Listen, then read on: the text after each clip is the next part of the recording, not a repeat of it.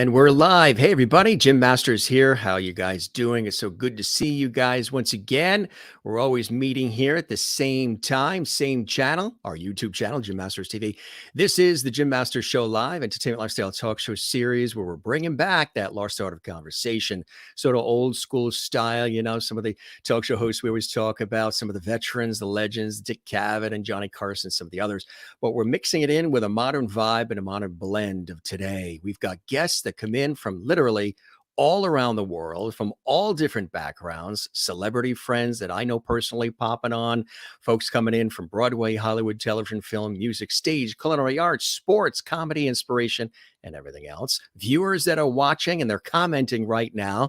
They're called our JMS Lovety Squad. That's right, L-O-V-E-I-T-Y is how we spell it. And they watch all the time. They comment all the time. Now, if you would like to comment during the show, just subscribe to our YouTube channel right now, Jim Masters TV. It's a special gift that we give all of our subscribers, and that's the opportunity to actually chat amongst themselves. And also we see your comments. The guest sees the comments as well. And you can do that when you subscribe, and we would love that. That helps us continue to grow. We've done about 630 episodes live just about 7 days a week, and sometimes we've done 2 shows a day.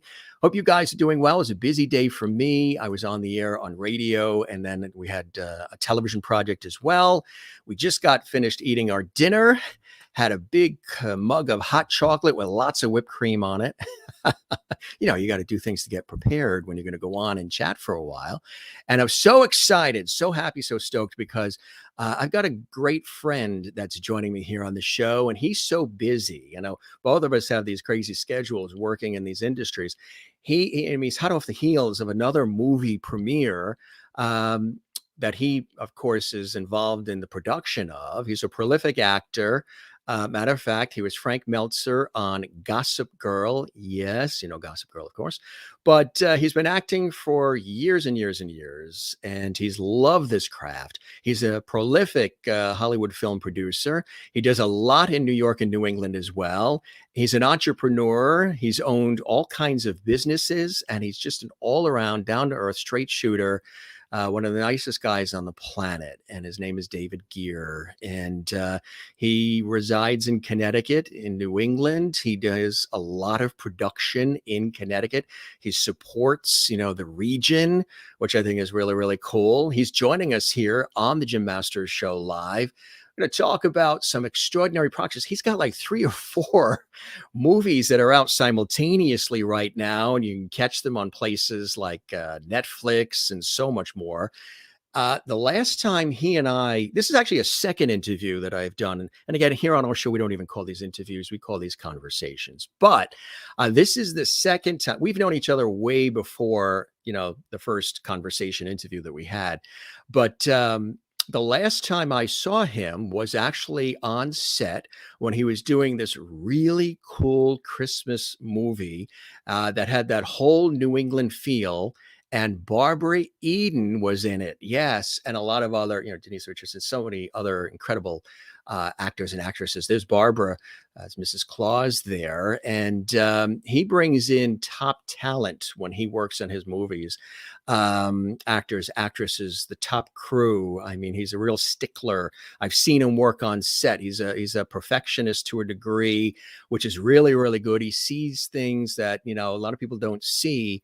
But he's really, really great to work with too. So that was the last time, and that's not that long ago when that was filmed. And that movie has been re-upped constantly. It's a really, really fantastic movie. We're going to talk about that and so much more. David and I, again, this was the last time I actually interviewed him. Now, this was a cool situation. This was at something called the Film Industry Mixer. And this was at a legendary venue, which is located in New London, Connecticut, which is on the coast, southeastern Connecticut towards Rhode Island. It's called the Gard Arts Center.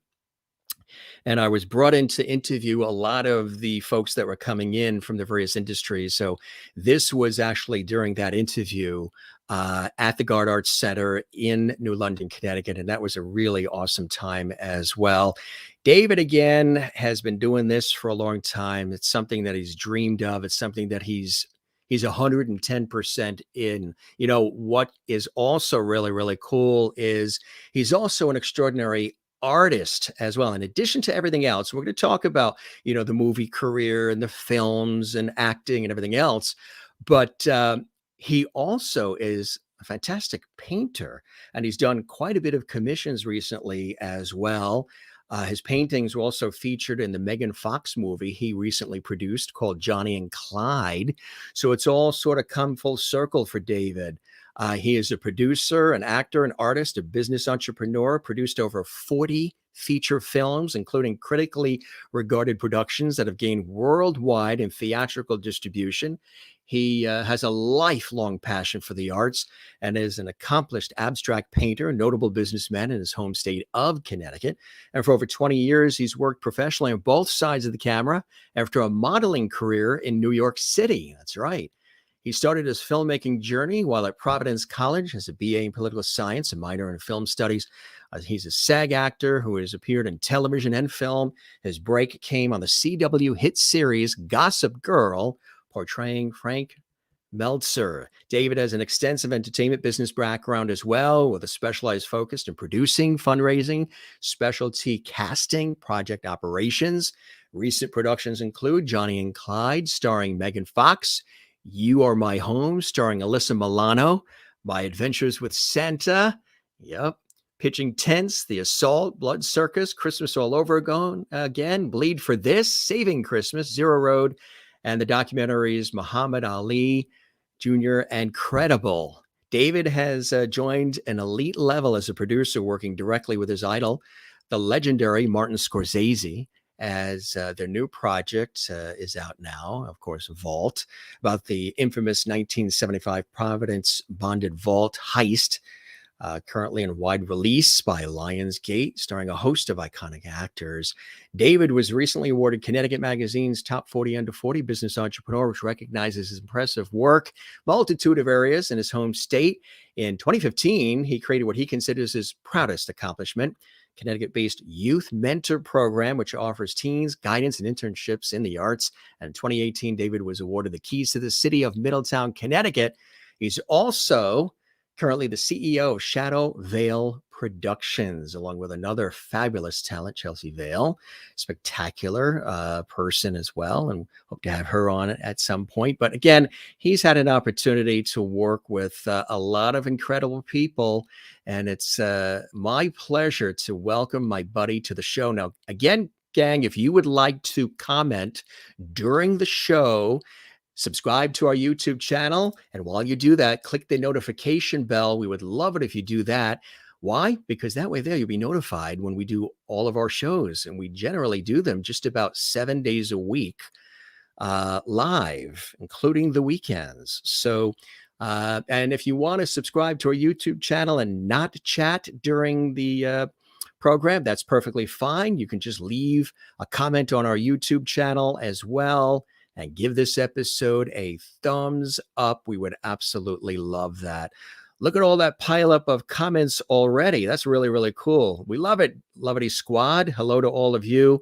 Again, that's our regular viewers that watch. We call them the JMS Lovity Squad. That's because one time I said the show has a lot of light, love, and levity. I said it too fast, and I said the word lovity.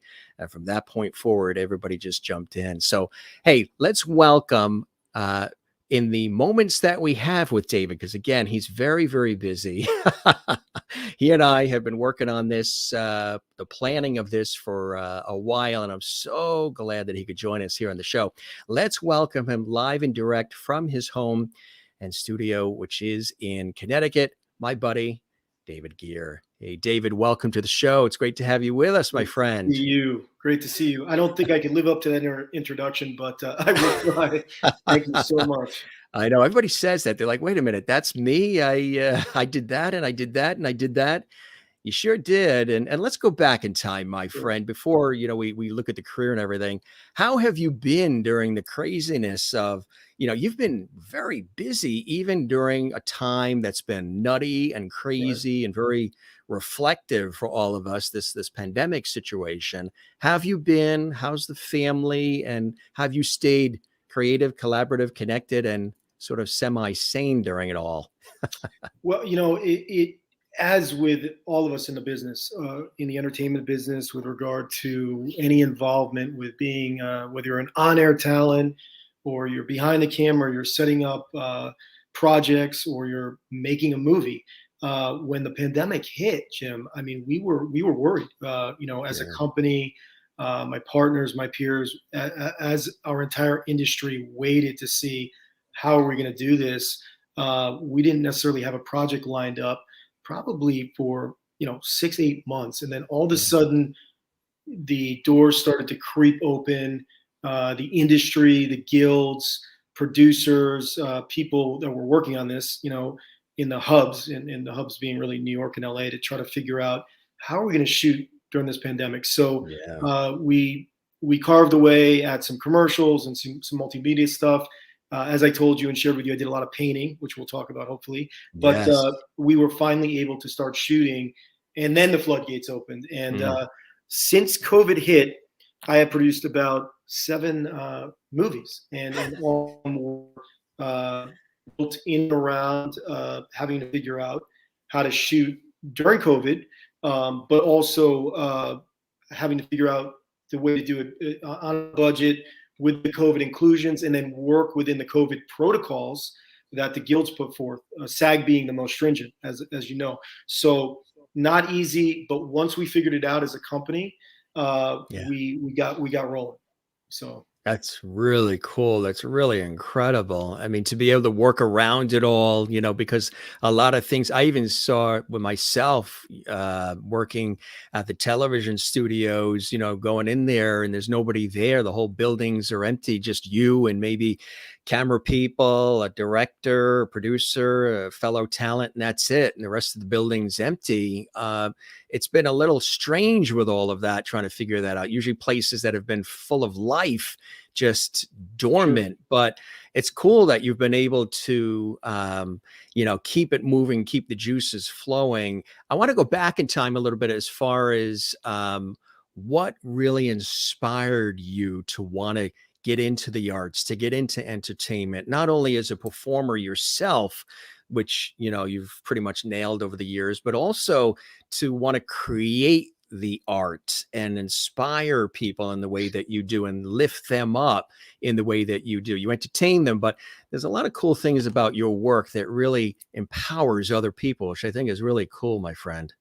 Well, I appreciate that. I think from the beginning, I wanted to be involved. I had set out to be, my modeling career quickly transitioned into acting. I figured out, or I was told, hey, you're not a 6-foot runway model, but I'd done some print work, and I was excited to be in front of the camera, but I noticed that there was a lot of excitement in setting this stuff up. And so I had asked my agency at the time, which was a great men's agency in New York City, known as Next, which was a big 90s modeling agency specific to representing male models. And then they had what they call a legit side, which was they represented talent for theatrical and film. So I'd asked, hey, I think I might be a better actor. Yeah. I think, Yeah. I don't know. But so I had a meeting in New York, got into acting. That kind of fast tracked. I did a movie called Outside Providence with Alec Baldwin and George Wendt. And that movie kind of became a cult coming of age film. The Farrelly brothers, Peter Farrelly, who I knew from my alma mater at Providence College, really plugged me in and gave me an opportunity to audition for this film. And I kept saying, I could do this, I could do that, I could jump in the lake, I could do stunt work. So I ended up in one film in the late 90s, getting my SAG card, getting a pretty serious stunt credit, speaking on camera, learning how to be in a movie. And that transitioned into wanting to do more. I set out, maybe I could be an actor, to being in a major theatrical film that had worldwide distribution theatrically through Miramax, and then fell in love with it, acted, had some breakthroughs, did well, but at the same time, like any actor, you struggle a bit. It's a lot of waiting, and that frustrated me. And I thought, you know what, maybe it's not for me. Got into real estate, as you know, and I think this is how we met. open a bunch of nightclubs in Connecticut to really have a base, a business base, but also my club in Middletown was a real hub for actors, artists, musicians, talent. I believe that's where we met, and we I began hanging my paintings there and having gallery shows and performers and musical acts and Good hip hop. drinks too. Correct. Yeah. Yeah, Yeah. we shot And some stuff there. We shot, I know I emceed yep, events for you you did. too, but we Yep. shot some commercial corporate work, infomercials and other You things. hosted an infomercial that we Yeah, got there for right. a product that was co-founded by a very famous actor, Peter Facinelli from the Twilight series. Right. So what I was doing was I was building this sort of hub and testing out the waters in different areas and having a strong business base and working with people like yourself and different people that were involved in the entertainment business. And I realized, you know what, if I kind of step out and figure out how to produce, which is, sort of the apex of putting all of this together, I can probably make this work, and then I can revisit my acting career. I can help out friends. I can mentor young talent. We could use the clubs for locations. I can ask people if they want to have my artwork in their movies. So that turned into, some 40 movies later. Here I am. This is now no longer a hobby pursuit or it's still a dream, but it's a very viable career, and things have been going so well, and I'm so grateful to be able to talk about it. So, it's a tough thing because you've got your hands kind of like I do in so many different areas of the industry and I think that's one of the things I've always admired you because you just, you've got David Gere, you always see the name, he's in here and he's there and he's shooting this and he's a part of this. And I feel like it's a kindred spirits sort of situation here. Do you have a first love? Are you the producer first, the performer first? Is it 50-50? I know it's a tough call sometimes because you love doing it all, but what speaks to your heart and soul first, David? Well, I think that producing encapsulates all of it. I'm able to be a businessman. I'm able to kind of negotiate fun deals, whether it's funding. Sometimes that's not fun. That's complicated. But you certainly have to have your business cap on. I know that with Um, PBS. Very difficult. But you gain a thrill or an excitement for the deal making. So Yeah. producing answers that side of it. Certainly, you're like a general contractor, right? You're plugging Yes. in all the business elements, all the production elements, the casting of the talent, the locations. Of course, I have an amazing team now that does a lot of it with and for me, and I don't want to entirely take credit with such a large team now. But when I started, I thought to myself, wow, this is really, you're conducting and you're putting everything together. And then if there was an opportunity, Jim, early on, I could say, well, gee, I think I might be right for this role, Mr. Director that I just hired, Yes. or my friend might be right for this role. Or let's go look for some new talent, or let's go out to, Hollywood and try to get a star, which I've done so many times now. And it always kind of blows me away that this is happening. But, so I think producing is exactly where I was meant to be because it answers to all the components. It's really wild how much you do as a producer. And then as I had success and the projects lined up and the team expanded and the partnerships expanded, I was able to turn around and go back to the fundamental things, the things that I was passionate about, to see if I could revisit them, whether it was personally or in collaborating. So that's where acting played back into a lot of these projects. And then the cool part is you start making movies in a relatively small market, which Connecticut still is, although, tremendous history here now with film, even, especially in the last year. And then peers say, hey, David, I think you'd be great for a role. That just happened to me, actually, having had a great role on the Willie Pep biopic, shot Yes. in Hartford. Had nothing to do with the production, knew the family, knew the producers involved. They had contacted me for a little bit of help with some cast and crew, and then I got a call and said, "Hey, we think you'd be great for this one role." So there it is. So such a cool chance in life to Yeah. see things work, and then it expands and it expands and it grows, and then you turn around and you have all these other little opportunities and windows.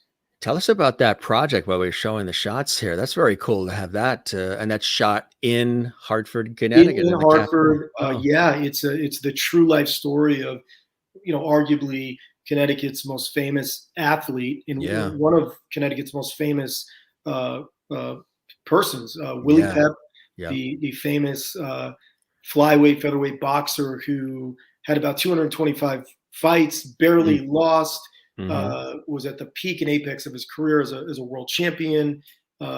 Sort of damaged his life with complicated relationships and finance issues, but really geared up for a big comeback, which the movie Pep is about. His comeback in his early 40s in 1965, and the producer Steve Loft did an amazing job, really uh, uh, dialing in that era, and just really getting it right. And Willie being from this area, they wanted to shoot in downtown Hartford, but they ultimately reached out to me to play a kind of a wink here, a 1960s television director of a true life TV show called Lawless, because Willie's real life wife at the time, young wife, was an aspiring actress. So Willie lobbied to get her on the show, and then we depicted that moment in time, basically. So What was that like going back to that time period and taking on, the role of a 1960s television director? It's, some of that heyday period in television back in that time period. yeah, it was fantastic. It was one of the best experiences I've had on a set. The environment was just so fun. I saw a lot of familiar faces that Yeah. from everyone from people that I kind of started in the business in Connecticut that had these great opportunities on this set, to people that I had hoped to meet or work with. Joe Young, who I think you may know. Joe, he Yeah. was involved in the film. He's very influential in the Hartford film and art scene. He was involved. A young man that I kind of helped break into the business, Mark Thompson, had a good position on the crew. And when I stepped on the set, it absolutely felt like 1965. And I had a cool outfit, a big fur coat, the newsboy cap. And it was one of the most comfortable transitions I've ever had as an actor. They did so much to make it feel wonderful and fantastic and cool, with a little bit of an edge, because the portrayals of Willie's life at that time and his relationship at the time was a little gritty and kind of difficult on him and people around him. But in terms of the television set, it was very well done. And what's really cool about the project is James Matteo plays Willie Pep, and he's an accomplished character actor. Most known for his work with Leo DiCaprio in the Basketball Yes. Diaries. And I knew James a little bit, but got a chance to act with him. And he looked spot on Willie Pep, right down to the busted nose and all the little things that they do on set. But really cool.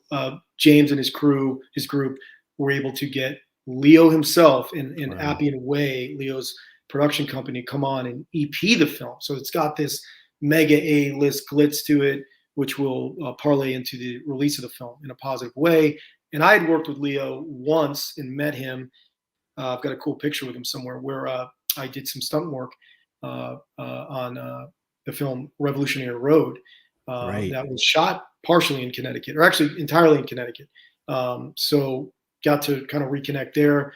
And you kind of wake up the next day from these things and go, wow, how the heck did all that line up? And in this case, I didn't have to do much. I got ready and went to set. I didn't have to set the movie up, which is a relief. So I tell you, it's really amazing when you think about it because, as I said, I don't remember ever since we met a time where you weren't busy. I mean, you're always thinking of something. You always got your hands in something, and having been on the sets and having been in facilities you've owned and been on locations where you've been, and just seeing even the comments that are coming in from our viewers here, some of our viewers, plus people that know you as well, saying some fantastic things. We'll show those in a minute. Um, people just really like the energy. You know what I mean? You really are somebody who you come in, there's a job to be done, let's get it going, but you're inspiring and sort of lifting people along the way. I mean, people really enjoy working with you, and that's not always the case in these industries. We could Right. probably both list Right. names where we're like, gee, that didn't work out the way I thought that would Sure. be. But people just really like your style and the way that you're always so. It's like a community. It's like a family, which is really important, Sure. isn't it? Well, you know what, Jim? I think you and I share a lot of traits, and I think that's why we've been friends. And we both know the struggle, the hard work, having to brand yourself in a difficult business, and sort of emerge with a level of professionalism that people will respect because they want to work with you. And I had always said to myself, I had a moment where I was involved. I had a small role in a film that didn't quite go the direction I thought it would, but in getting to be in this film. There were some delays and stuff. And as an actor, as a young actor at the time, and this is 20 years ago, I ended up sleeping in my car a couple nights because I was waiting on this role. I had gone 200 miles down the road to be in a film, and really wasn't in a position. Things changed, but I wasn't in a position to go blow $150 on a hotel room at the time, and or didn't want to. I thought, gee, I'm making X, and I'd spend X to be here, and I'd already felt like I made those sacrifices in life. So I remember, just crashing in the back of my car. It was a big car, so I was safe and secure. But I thought to myself, gee, if anything does happen for me in this business, I'm gonna really look out for people that are breaking in or on the rise, so that I can make a little bit of a difference. Because I didn't have any mentors really at the time, or I did, but they weren't omnipresent where I could. I'm not even sure that there was a cell phone around then, but Right. pick up the phone and say, hey, gee, I'm having a rough night. What do you think? For me, it was just, man, I got to grind this out. But something went off in my head where I thought, if I make it as an actor at the time, I thought I was only going to be an actor, but that later matriculated into as a producer and a casting agent. And then you have that power in hiring people Yeah. and giving Right. opportunity. I thought, gee, if I could ever change this for a couple of people. And now there's, and I'm proud to say this, and this isn't a pat on the back. This is something I'm very proud of. There's dozens of people that I've broken into the business, continue to mentor young people, people that are middle aged. I thought the dream passed, and they might not be able to be in a movie or have their skill put into a movie Yeah. production, or Right. the prop shared, or their craft shared on screen. So Yeah. I'm very proud of that. That is something that I take to heart. It came from a place of struggle, really, Yeah. in my own career, but then recognizing it's a blessing to be in this position. You can change lives. There have been moments where I've seen the email be sent off, or hanging up the phone and realizing, wow, I probably or I've been told, thank you, you changed the path of my career, or I really needed that paycheck, or I really needed that role because I hadn't worked as an actor for a couple of years, and that makes me feel so good. And there's still a 18, 19-year-old guy in me that's like Yeah. replacing that moment where it took a lot longer for me. Jim, right? Yeah. We're in the same we're in the same stratosphere here. We were sending out black and white headshots by mail, and Oh yeah. there was no cell phone, there was no text. So if somebody picked up the phone, it just was a lot more work to hear the no. But Exactly. Yeah. How do you like the self-tape world that has developed? I had to do a few of those too for some yeah, commercials and things where you're, at home doing your own thing, setting it all up yourself. Do you like that? so I'm okay at it. But my Yeah. partner Chelsea Vale, who's more of an accomplished actress than I am, she has this thing set up. One take, and I'm like, Chelsea, you can do multiple takes. The whole point, but she's so prepared and so great that I see the younger generation really excelling with this opportunity. Right? I mean, you can audition for a movie in Europe. You can audition for a casting director in Los Angeles with being able to self tape. I think it's unbelievably cool. It's something that's allowed the new generation really to get their craft out to the world quicker, more efficiently, more opportunity. I have friends here that are actors that are getting roles and offers just like that because they're able to audition, send everything off. They don't have to wait in the treacherous line or the deal with the casting situation that we had to when we were younger, because that's a tough room to be in. And it's cool to control it, and have multiple opportunities to submit your best take. So I think it's fantastic. I've had limited, dealings with it, but I've seen other people really benefit. So now, one other thing that you've done that I think is really cool, and I know a lot of people love you for it, is really celebrating, paying homage to where you grew up. right, In the right, greater Hartford, right. Connecticut area, Cromwell, and paying, respects and bringing a lot of talent and production and energy and excitement to the area as often as you're able to. Tell us about why that's so important for you to, salute the people that sort of, maybe guided you along the way, and those who just are loving having an opportunity to be a part of this in the area where you grew up. That's a beautiful thing. Not everybody does that. Not everybody goes home and lifts the area up in the way that you constantly do it and always have. Well, I appreciate you bringing that to light and shouting out my hometown, Cromwell. It worked on a two-plane sort of axis. Basically, when I began producing, I would see productions that I was involved with, maybe on the periphery, maybe I was very involved, but shooting in cities like Providence, New York. I did some stuff in LA early on, especially as an actor. And said to myself, wow, the infrastructure and the complications and the film permits and hey, you got to be out of here by 2 a.m. and we got Yeah. another production coming.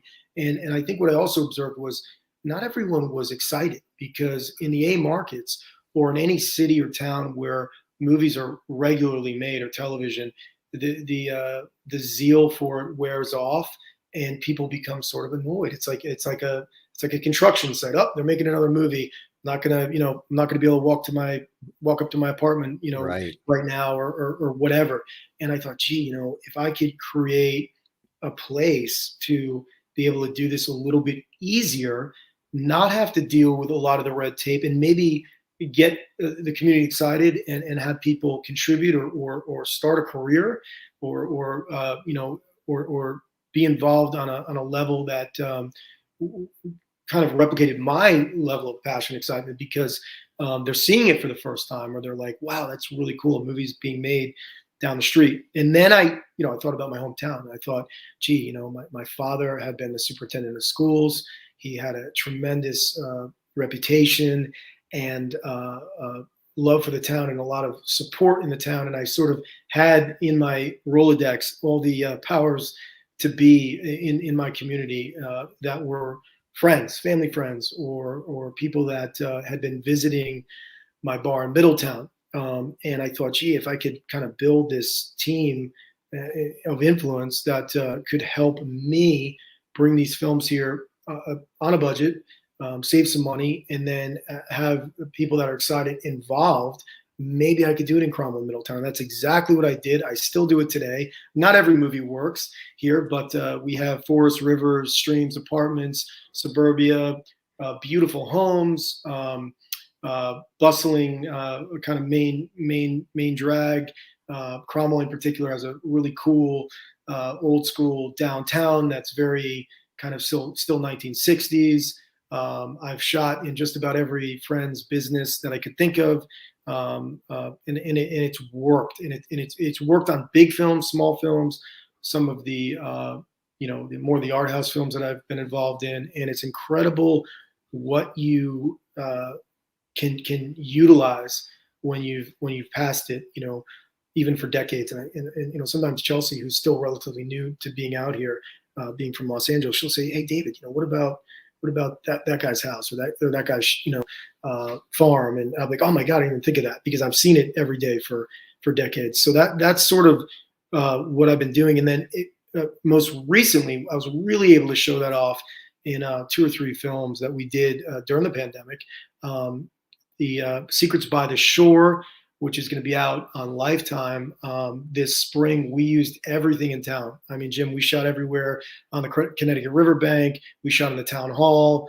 It was really it's really fantastic how we were able to show off Cromwell there, and we shot in Old Saybrook when we needed the ocean. So Cromwell doesn't have an ocean, go down the road. But and then the Junkyard Dogs, starring Denise Richards, really cool project I did with my partners at Vale Productions.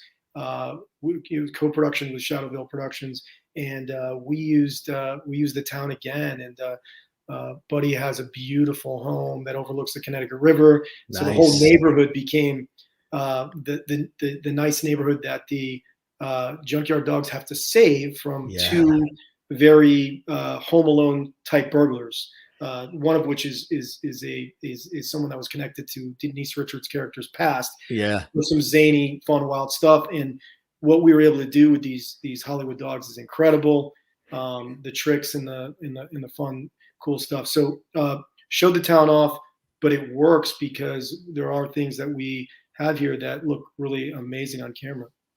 You know, you mentioned also, and I mentioned Barbara Eden, and that was a movie, the Christmas movie that is still being upped. People still love it. Right. And I happened to be on set to witness a good deal of it when I was actually at Santa's workshop, which was incredible. You took this legendary structure that was sort of sitting there and brought life. I think that was shot in Meriden, right? Was that Meriden? Yeah, that was a space that I had for a very long time wanted to shoot at, and the project had never quite lined up. In the warehouse, it's an armory in Meriden, and a buddy of mine owns it, and a lot has to go into making these spaces safe and warm. I don't know if you remember, it was pretty cold in there, and that's what we need in there. But also, compliant and be able to support all the. And this is not an area I know a lot about. That's why I hire some of the best people around. But to support the lighting and the voltage and generators and all the things that go into that. But we were able to make the Armory in Meriden work for a soundstage. And I was so glad you were there that day. And thank you for coming, because I knew you'd appreciate Barbara Eden. I knew you would appreciate the Disney kind of like sets. We had a bad guy lair for the what we called the surly evil elves, and then we had Santa's workshop, which was a little bit more kind of sparkling and glistening, holiday inspired. So we felt like the 2 or 3 sets there were just fantastic, and I to this day it was some of my favorite location stuff that we were able to pull off. And and all the credit goes to the production designers and the crews and the director and the gaffers that are able to take 4 walls and make it look, and I'm so eternally grateful for the people that I work with, because we have an incredible team. And I think you got to see a lot of that in the hours so that you were there, because we had the green screen set up, we had the sleigh, the reindeer. I think we're there the day you were there. And that was a really magical day. And I remember you and I texting, trying to figure out when you could visit to be involved. And I remember Jim's going to really like what we're doing today. So I'm so glad you were able to see that. And Barbara Eden, right? I got to take her to dinner. I was going to say, that was going to be my next question. I mean, what was it? A matter of fact, I had this conversation with somebody the other night. We were talking about, when we are in the presence of people we've always admired, but yet we are still in a professional role. I had that situation with Carol Burnett, Florence Henderson, Judy Collins. And I was tasked with conversing with them and interviewing and all of that. But yet underneath, you're like, wait a minute, I love this person. I've always, so you have to sort of balance that, being the professional and doing the task at hand, but you're also so wildly stoked that you're working with this person that you've always admired, and here they are before you. What was that like for you? Because you were calm, cool, and collected on set, even though, there is Barbara Eden, like you say, going to dinner with Barbara Eden. Right. For me, she's a class act. Oh my God. I thought at the time that it was the coolest thing, and I still do. Certainly I have worked, and I've been blessed to work with some titans of the business that everyone knows their name, from Sylvester Stallone to Leo DiCaprio, I mentioned, John Travolta, Robin Williams. I've been blessed, and I've worked intimately on both sides of the camera with some huge names, Spielberg, Tom Cruise. But there are stars that transcend even current fame. And if you look at Barbara Eden, my parents' generation, older aunts and uncles' generation, certainly are like, wow, are you serious? You're gonna have Barbara Eden play Mrs. Claus in a Christmas movie in your hometown, and she's coming in tonight, and she asked me to go to dinner with her, and that was so cool. I took her to my favorite restaurant. It was just her and I, and I asked her 1,000 questions about being a television star, a female television star, arguably one of the most famous and revered female television stars of all time. You could put her on a top 3 list easily. Yes. And her show being so iconic, and that show explored boundaries that really set and broke some standards that we still see the change in the business from today. And she had some great stories about Larry Hagman and right. Being in Hollywood in that era where television and film studios were booming. Things were so different, and she was breaking out as this sex symbol and comedic female star. It was so incredible, and her energy and passion for just doing our movie for those few days. Incredible, right? Believe it. And we she did an amazing job as Mrs. Claus. And it's and not a young woman anymore. And she would openly say. She's just hit like 90 recently, which is 90, so very hard to believe. 87 or so when we had her here, but you wouldn't have caught that, and she looks so beautiful and elegant. And by the way, and here's a message that people might appreciate, in just kind of behind the scenes stuff, the easiest actress to work with, didn't complain, didn't need anything extra. Nope. And you wouldn't have recalled after a few days that she was, so iconic in the sense that she didn't portray that on set. It was all business and a happy vibe. And she was so generous. She took pictures with everybody, signed autographs, and I still hear from her, and I'm grateful I got to work with her. She does send her regards because I have her right here. Oh, that is so cool. I've got one too. She's in the bottle. Wow. She's in there, with the beads and the couches, and she says she sends her love, David. That is so cool. She hopes to see you again soon, and hopes to see us all again. I also have one. Did you get one? She gave me in my office, and it's really neat. How iconic, right? I mean, how many things can you correlate to a television show or star that is immediately identifiable? There's probably 5 or 10 things like that in the lexicon of the entertainment business, and that's one of the coolest ones for sure. Yeah, absolutely. You were talking about the film that was shot in Old Saybrook and all over the Secrets by the Shore. Tell us about this. We've got some cool shots too along the way. That's David Gere from Baywatch fame playing the sheriff in the. Christina De Rosa is the lead. Chelsea Vale is one of the leads in the film. She also produced it with me and did an amazing job. The movie's really about Chelsea's character, which is really fun and exciting for us. But basically, Jacob Cooney, who's a longtime collaborator of ours here in Connecticut, he is a NorCal transplant to Greenwich, Connecticut, and he developed the project with Mar Vista Entertainment. Somebody in Los Angeles at their office thought it would be great for Lifetime, and they went for it. And we ended up with an awesome production to do this film on short notice. And it's about the disappearance of a young lady and her older sister, played by Christina De Rosa. Chelsea's character goes missing, and it's about the family trying to solve this murder. But true to form for many of these films on Lifetime, there's a thriller component, and there's something that's gone haywire that everyone's got to figure out in the town. Jason London played the mayor of the town. He's speaking there in that scene at DC Douglas, who's a famous voiceover talent and actor from the Resident Evil series. We have something for everyone in this one. Chelsea and I and Jacob are so excited about this one coming out, and it's going to be released April, May. We're about to get the release date. We just sent it off for full delivery to Lifetime. So we're so excited about it.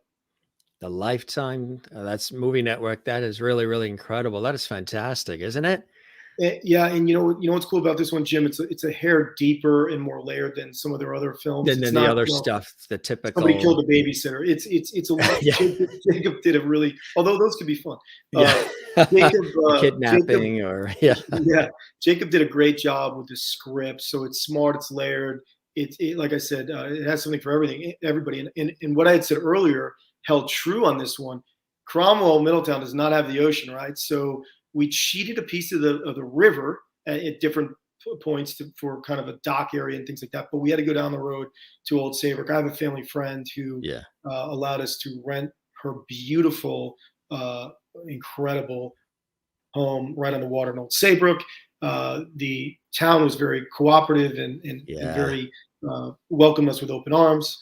And I felt like I had really kind of planted my brand and my name and all the good work we had been doing here, because I realized when I went to Old Saybrook and knocked on the mayor's office, they had already kind of been very aware of what we were doing in Middletown, and they were happy to have us. So that felt great. And you know, all the municipalities and entities there were so good to us. You know, so we shot a beautiful movie there. Absolutely. Great spots too to highlight. We have the trailer for My Adventures with Santa with Barbara Eden. We want to Great. show that. Cool. Again, was really cool. Now, if people do want to see that, where can they see that? So that film is still in worldwide release on Amazon Prime and on demand. So if you punch in My Adventures with Santa on your on demand or sort of anywhere you watch digital streaming, it will come up, whether it's your Amazon Prime link or like I said, on demand. It's also available on Blu-ray and DVD. You can get it on Amazon. Great one for the family. Really fun and a cool little bit of an adventure story too.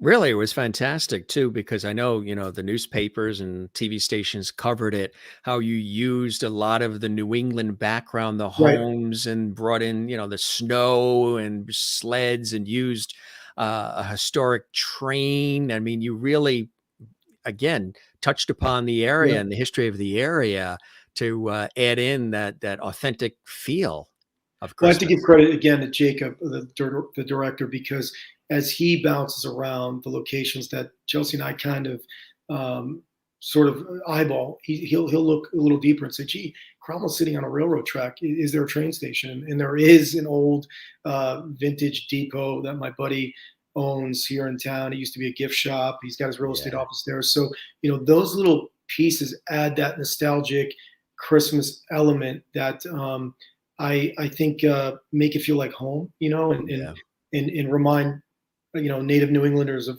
how beautiful it is here, and people often think of New England during Christmas time, so it's important to put that into the movie because we have so much texture here for the holidays, and I think that's why there are a lot of Christmas movies shot in New England, specifically Connecticut.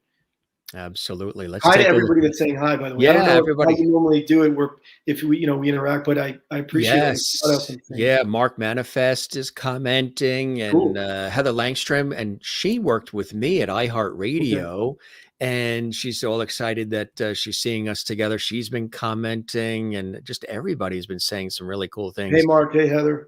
Amanda Pepin as Oh, Amanda. well. Yep. Yeah, a lot of folks. And then, of Amanda's course, a very talented Essential special effects Moments. makeup artist, hairdresser who I'm proud to say I got her started in the business, but her career has exploded. It's well beyond Dave Gere, but she still is generous enough to work on Pasquale, most too. of. Yeah. You Oh, helped hey, me in 4 of the films. Thank you. hey, Pascal. Yeah, really cool. They've all been talking up for Storm here, which is awesome. Keep the comments coming, folks. If you want to comment live, You touch a lot of subscribe to people, that. you know, and I think when you make a movie, you might Yes. have 50, 100, 150 people involved. So you touch a lot of people.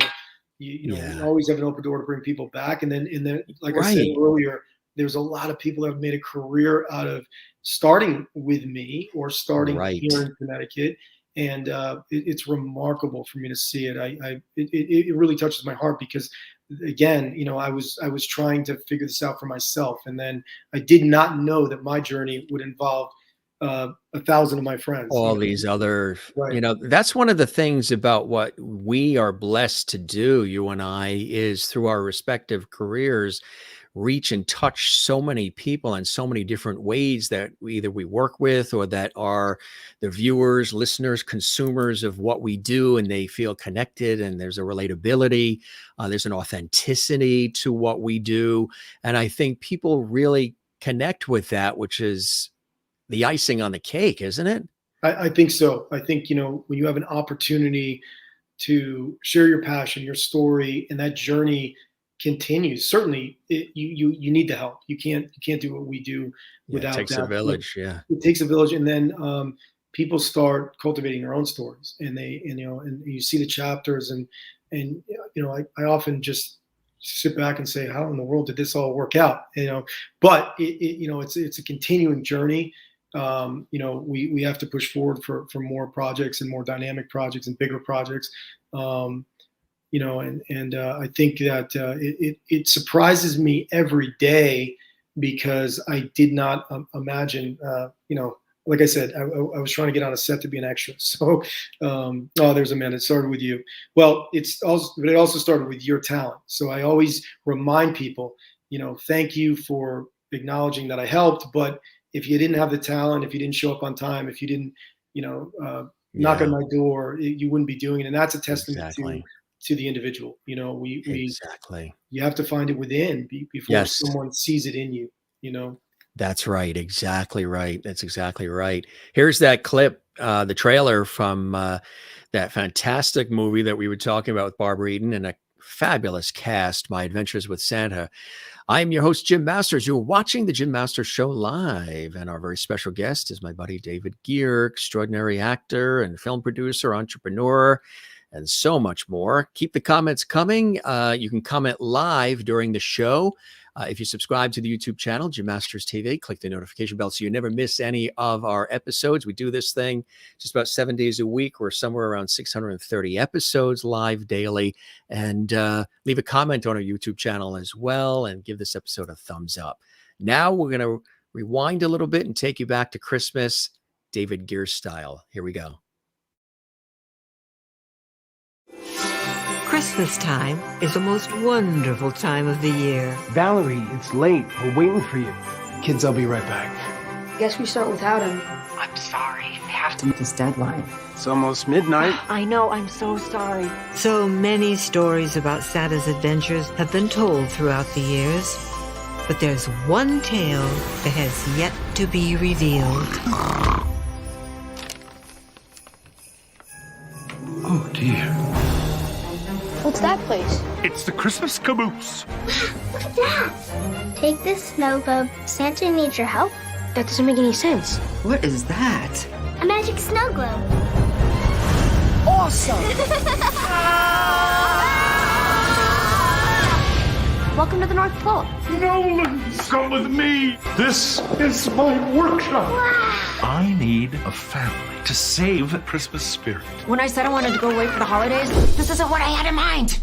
This was my kingdom. I will end Christmas forever. La Befana's magic increases as the Christmas spirit declines. It's at an all-time low. Even the elves are feeling it. There's Santa on his way out. La Befana is taking over. I'm so bad it's good. This way! Snip dick! Yeah! Oh! Yeah! All set? Here we go! And cut. Well, how great was that? That was not good. We need to try that again. Anyone else think I need another take? Well, then moving on.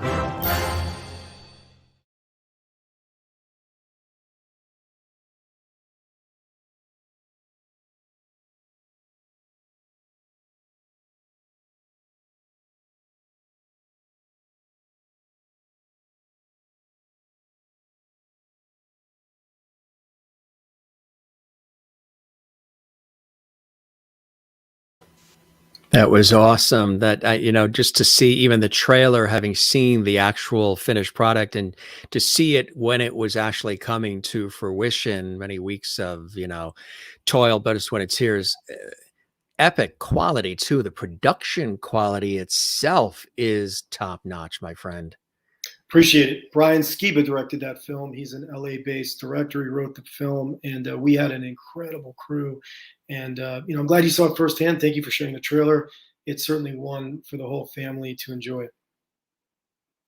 Really, absolutely awesome. We also have, there's a couple of other things I want to show as we take people down David Gere lane here.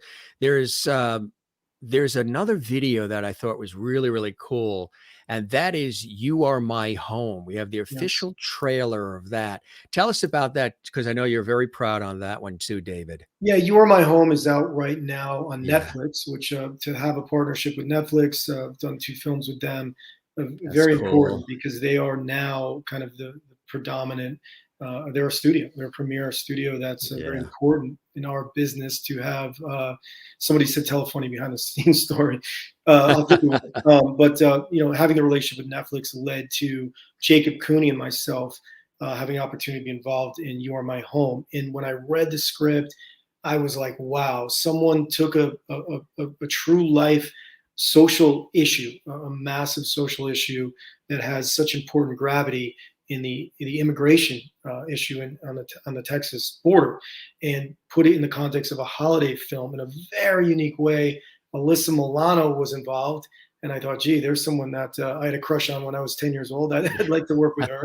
And she championed some pretty important causes that she found in this script. And I thought to myself, this really is the next level for me as a producer making holiday films, because it was an important story.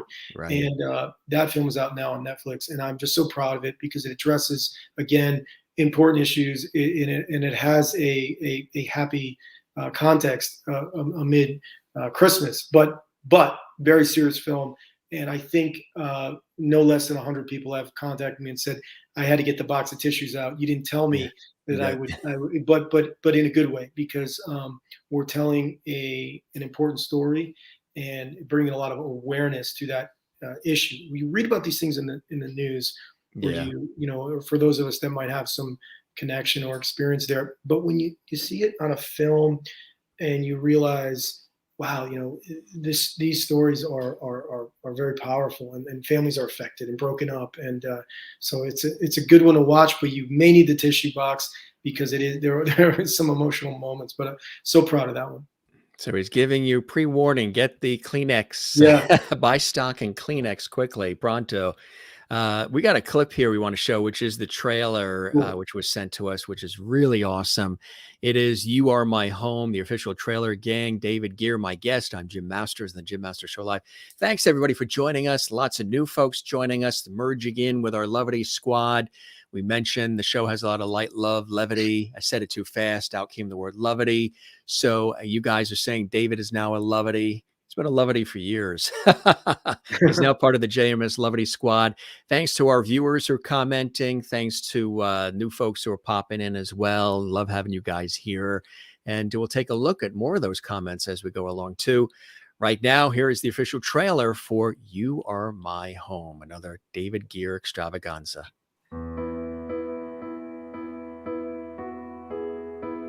I obviously don't want this poor kid out on the streets.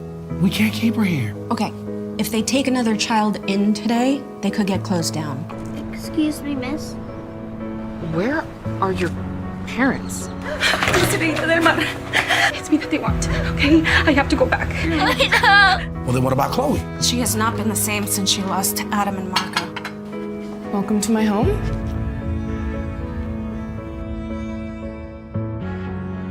Get that dog off of my counter.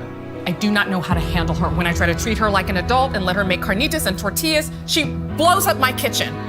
This is a hard time for her. This is a tough time for me too, Sloan.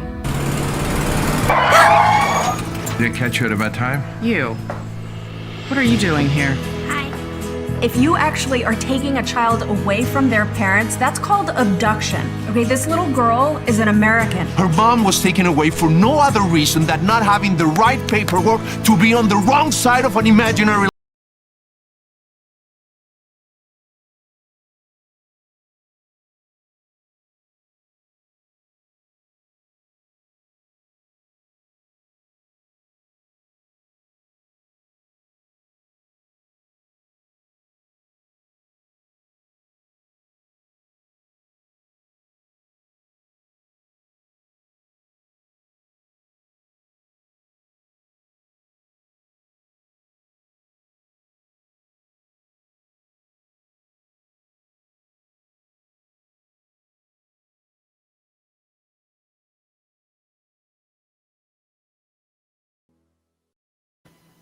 That is really incredible. That is like when you see these trailers, what happens? Are you transported to another time and place? Sometimes I ask some of the musicians, performers that come on when they're doing their thing and it's coming to fruition. A lot of them say, I'm in a zone. I know when I do my work on television, radio, and all, it may look calm, cool, collected, but all cylinders are firing. The adrenaline is spot on. I hear and see everything that's going on around me. I would imagine you too, but when you see it in these forms, either as a completed project or even just a trailer, what happens to you? What do you feel? What's going on inside, Dave? I think for me, it's the encapsulating of a tremendous amount of work. So you watch it and say, "Wow, that really came together beautifully."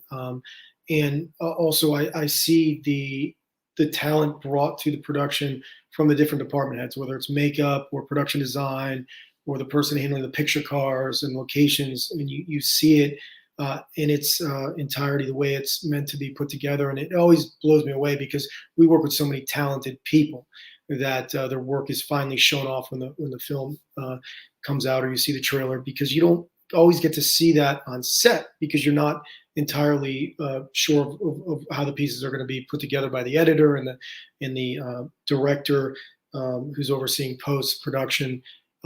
As a producer, I get very involved in post-production delivery, but it's usually after the creative elements are already kind of put together like a puzzle. So it blows me away. It's a giant painting, and you see the blank canvas, and then you see the finished canvas, and then the other part of that is having others see it, like enjoying watching you watch this trailer, and the people watching here being able to share that. That's a powerful thing. I love film and television because it's forever. Same reason why I like art, because it'll always be out there for people to see and enjoy. And now in the digital age, this is right in our homes. And I've I pick and choose. I've done so many projects that I pick and choose in contact. I have an old aunt that I say, hey, this one's good to watch. Don't watch the horror films, because one of the joys of being a producer is I've had my hands in so much great art and so much, so many cool projects that, there's something for everybody, which is cool. One of our regular Lovity viewers, Maureen, in Arizona, what a comment, huh? I want to hug that movie. She wants to hug that movie. Yeah. Linda in Florida says, I feel the tears coming on. Really, really cool. Mark, the tears will flow. They did for me. This hasn't happened since I was a kid. You touch a chord with a lot of people through the work. Heather, who we both know. So what's next for David, and when will you shoot in Connecticut again? Hey, Heather. So we are slated. The next film is going to be shot in Rhode Island, actually, with my partners at Vale Productions, longtime partnership there. Yes, with Chad Verdi and his team. I think you've met a few of those guys. We did Bleed for this together in a host of about a dozen films. And Merry Xmas, directed by Jacob Cooney. Myself and Chelsea will be going to Rhode Island, specifically Warwick, to shoot there with the Verdi team. In terms of Connecticut, we're looking at another Lifetime project, hopefully by the summer with the same team that did the first. But in a couple other things that I have brewing that I can't quite announce. But out now or soon to be out is I mentioned Secrets by the Shore, Lifetime this spring. We'll have a trailer soon. The Junkyard Dogs, also late winter, early spring from VMI Worldwide. Did that one with the Verdi team in Connecticut. Denise Richards, Patrick Muldoon star in that. We like them together. Jacob wrote and directed that. I have a very big film that I'm very proud of called Johnny and Clyde, starring no other than Megan Fox. And we did that in Providence, again with the Verdi team. Real big Hollywood film. Tom DiNucci wrote and directed it. Very stylized, cool. It's hard to explain what it's about because it's very unique. It's very unique. I think audiences are going to be blown away by it. It's something different for Megan Fox that she was excited to do. That is likely out this fall. Cool. Wow. So a lot going on, a lot coming up, a lot out now. Absolutely. You know, we've got another clip here too. I'm going to call this one up. Now this is really cool, and let's see if we can take a look. This is looks like a VMI project as well, huh? Yes, yeah. So Damon's Revenge. It's a sequel to a little franchise that Chelsea and I developed and put together. Old school horror slasher film that we were approached with. Daniel C. Dahlstrom directed the first one. I directed this one, Damon's Revenge. And it great cast, great local cast. Chelsea's the lead. We brought Tom Sizemore out for it. Really famous horror movie actor Robert Lasardo's in it. Yeah. Forrest Quaglia is in this film. Joey Ambrosini, who's a Connecticut native that I've been mentoring and getting into acting, in the film. He's commenting right now, right? Hannah Danley's in the film. It's Joey's great. And it's fun. We just had the premiere last week. It's out now worldwide. So on demand, and wherever you watch digital films, you can find this movie. That is awesome. Let's take a look at it right now. We've got the clip here, the actual trailer, Damon's Revenge, VMI. Let's take a look at that. Enjoy, and we'll continue with our friend and my buddy, David Gere. Hope you guys are enjoying yourselves. We certainly are here. Wow. That looks kind of really, I was going to say, from tearjerker to Run for Your Life, but cool. It just shows, your breadth and scope of your range too. Do you have a favorite? I mean, a lot of the gang is saying there's literally a plethora of movies that you're working on. Is there a style that is your personal favorite? So a film like that was fun because it's someone said Tom Sizemore. Well, Tom Sizemore was a friend, but such an amazing talent. Is he related? Well, I was asking somebody the other night. We had Kevin Sizemore, who is a great actor too, and he was a guest on the show. I've met Kevin, but not related. They're not related, right? Kevin and I were connected on a project years ago called Kevin, Paperboy. fantastic. Not related. I asked him that as soon as I met him. Tom's a friend. We're represented by the same management company in Los Angeles called DTLA. Got to know each other, and he just really still has such an incredible natural talent on camera, and that's why I like working with him. This film was put together. The distributor wanted something that reminded them of Scream, and I actually came up with the concept. My longtime writing partner Eric Weinstock wrote the script with Chelsea and Vale and I kind of contributing notes and ideas as to where we could shoot. And then we go to shoot it, and you have to figure out how the heck do you make it work. And I've like we said at the beginning, at the top of the hour, a lot of friends that help. And we shot at my buddy's liquor store and plaza that we call Willowbrook Plaza, and we've done a lot there. And I know he's watching tonight, so I appreciate Chris for all his help because it's right in the trailer. You see the plaza. So that's a fun movie. Not for everybody, but if you like horror, it's a really cool one. That really does look like it's going to keep people jumping out of their seats, which is awesome. Yeah. Again, it really just shows the scope and variety of what you do. We got some cool photos too that we want to sprinkle in. We do have another trailer that we want to show because again, you are, you're something else in terms of just pounding out all the incredible product.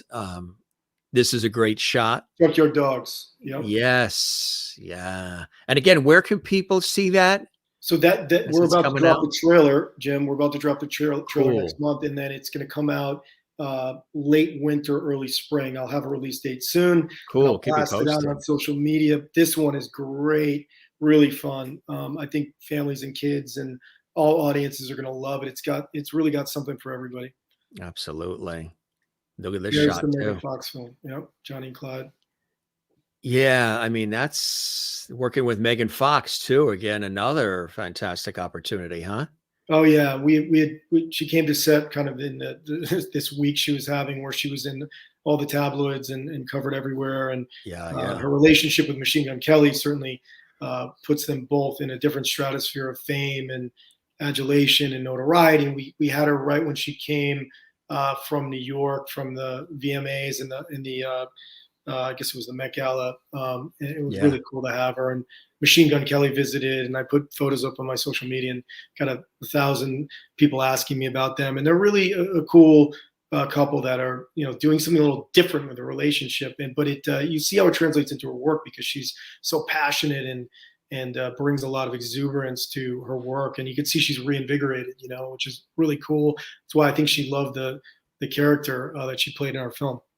Which is great. Everybody has to sometimes reinvent themselves or reinvigorate and find different ways to reconnect and plug in, which is an awesome thing to do. Everybody, especially in this business, a lot of people do that. Right. And of course, there's the cover for Damon's Revenge, which is really, really, really cool. Got another shot here. That's Chelsea Vale with Tom. She was so amazing in this film, and she's the lead. And her and Tom have a natural chemistry, and they did really cool stuff with the two of them in this movie for sure.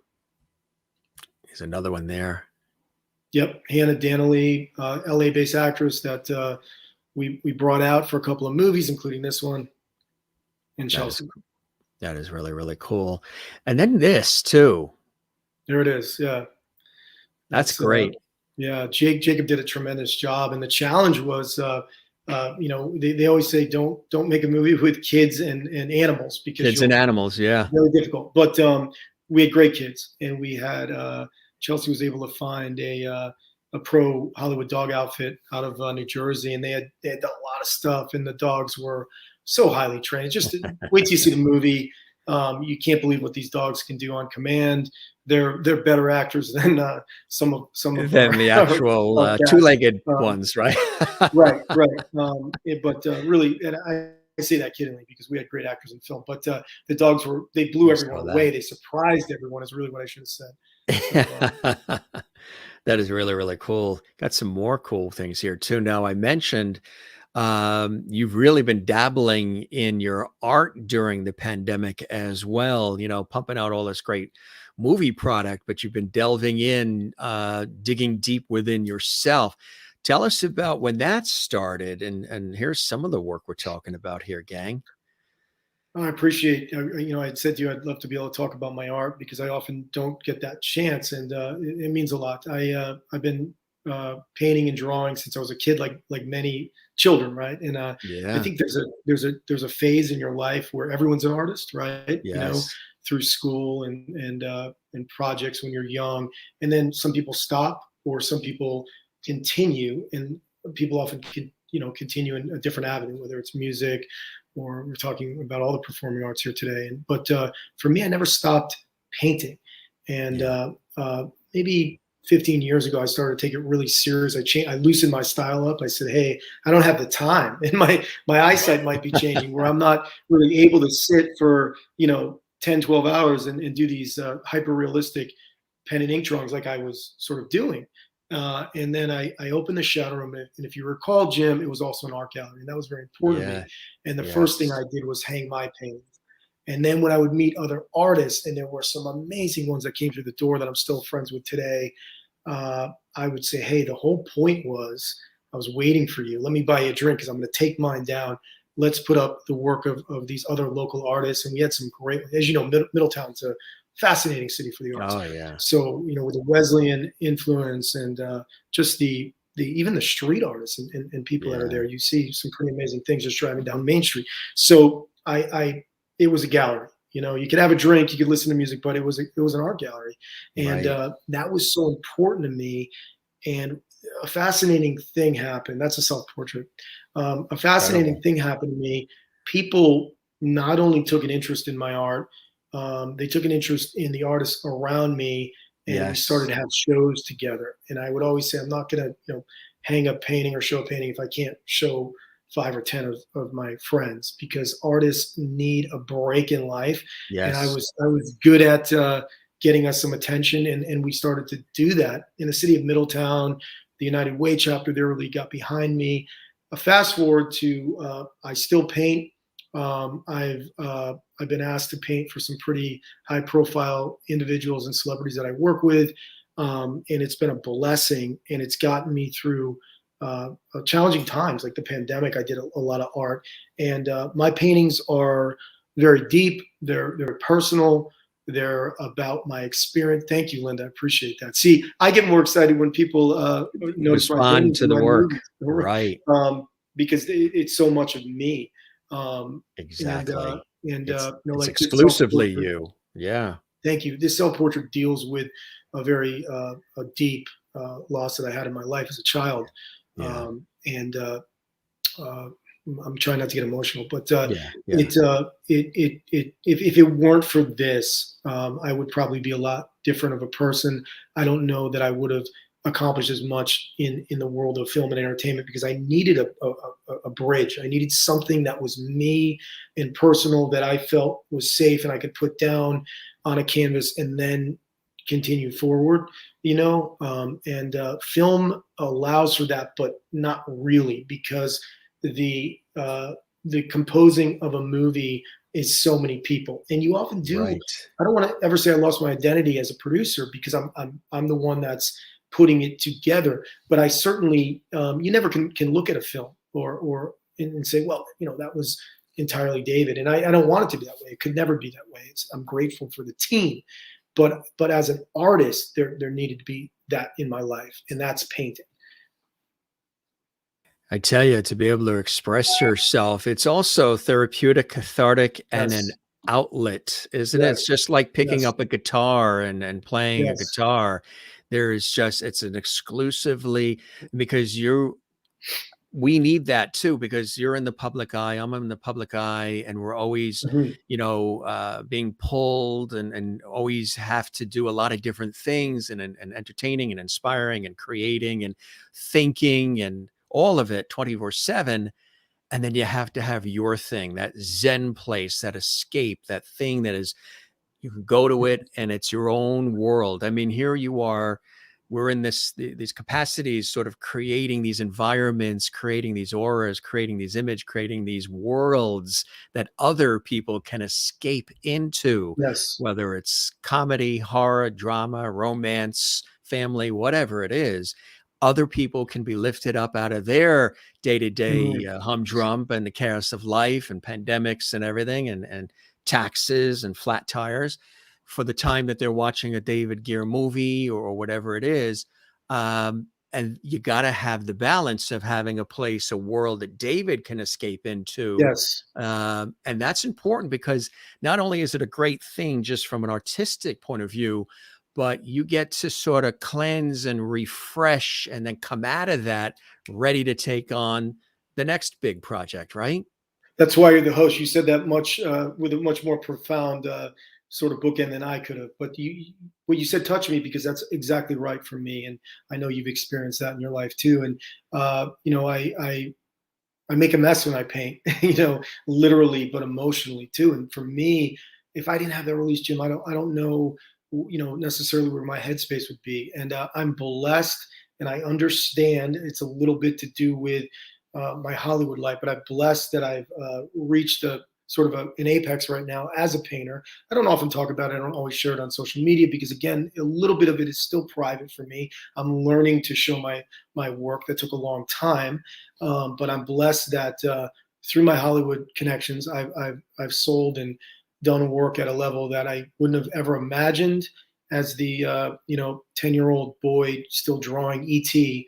on for art class. But it comes with a new business context. I have representation in Beverly Hills with a gentleman who's very involved in the art world there, and I've got some new commissions that I'm working on, and it means a lot to be able to talk about it, because and I use it divisively too, by the way, because when I get in an argument with a director about a little bit of a creative idea or thought, I said, well, you know, I'm an artist and I think I know what I'm talking about. So it does always come full circle for what I may need it to, and also cool things like so we built an office for Megan Fox's character in Johnny and Clyde, and it was 4 walls, and we couldn't we had to keep everything in the sound stage due to her tight schedule and just not wanting to travel all over the city of Providence. And the production designer said, hey, you know, David, I've seen some of your work online. I think your work would be great. Now I'm his boss as a producer, but I didn't expect or ask, and that my work is all over that movie. So proud of that. And it means a lot because, again, going back to the beginning of this conversation, which you pulled out of me, when I set out to do all this, I thought I would maybe answer one calling. I did not think that the artist or the actor may necessarily be revisited in this way, and it has, you know. So Heather thinks the Shadow Room should reopen. Well, I don't want to say too much, but I have gone down that avenue as of late. So I'm poking around because I do miss it. And you were involved in Blue too. Yes, Blue. That's right. That was a little closer to you. Fantastic place. Really miss it. Great food. We had sushi and pizza. I mean, what more could you ask for? And fried Oreos, which were I have to tell you that I had dinner with my family and the family of Ronnie Spector from the Ronettes, who we just lost 2 weeks ago. And because the family is very close friends and almost like family, and at Blue. Oh, wow. No, and it was fantastic. I remember you had gone. So she had come through and she loved it too. And we had an awesome time. And it was open for a long time. And we, you know, it was really cool space. I am eager to possibly get back into the nightclub restaurant business. I'm obviously very busy. So and that is an industry. I often say making movies is the hardest thing I ever did. Owning a nightclub in a restaurant. And I had 4 at one time. And many partners that were, you know, very hands-on. But that might be the hardest thing to do. And case in point, Hell's Kitchen, right? We watch that show. We know why we get so pissed off, because it's that difficult. Especially when you're serving a public and you're pressed for time and you know. But I had a lot of fun. Met a lot of people. Heather, thank you for fondly remembering it, because it's a big part of who I am today. And you know, it's still, I don't think a week goes by where someone doesn't say, hey, you're gonna open another Shadow Room. So stay tuned. I hope so.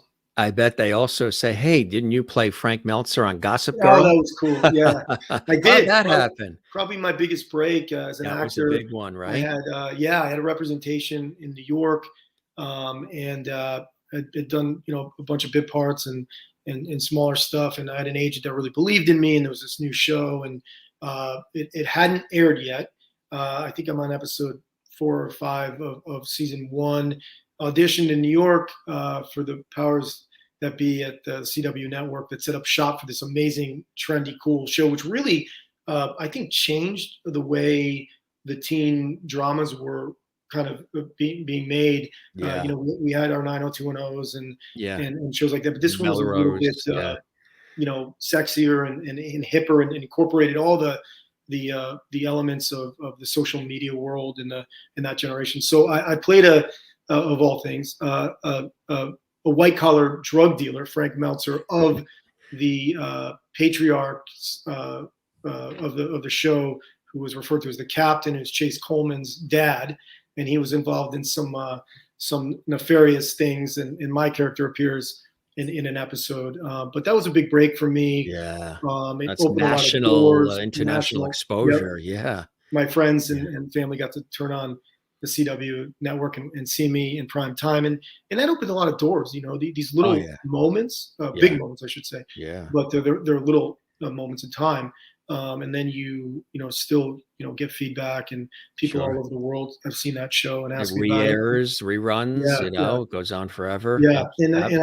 You feel validated too, because the journey to be an actor was so long and arduous, and then to get a call to be part of a big show. And I'd earned it. I'd paid my dues, and you go to New York, it seemed like 1,000 times to audition or be involved, and then all of a sudden you're on a nationally syndicated or national television show that's like the hippest show. And in fact, Gossip Girl's back. I just saw that it's coming back. So people loved it. It was sexy, cool, trendy, chic. I was a lot younger, and so you look back and go, wow, that was probably a dozen years ago. But still, it was a pivotal point in your life and the acting side of things and name recognition for sure, huh? I remember going to the Rap Party season 1, and it hadn't aired yet, and seeing Blake Lively was kind of already had her name out there for the Sisterhood of the Traveling Pants series, and you saw Chase Coleman, and then there was Leighton Meester, and I remember looking at them at this party and thinking they were my friends. I'd worked with them for an episode, which was several days of filming in New York, and thinking, wow, their lives are about to change. Really cool to see that up close, and be part of it. Badgley. Yeah, right. And he's gone on to he's in a cool dark series called You, and we watched that. We watched that show, Chelsea and I. It's a good one. Yeah. I could see you in that role too if he decided to pack it in. What a cool role that would be, huh?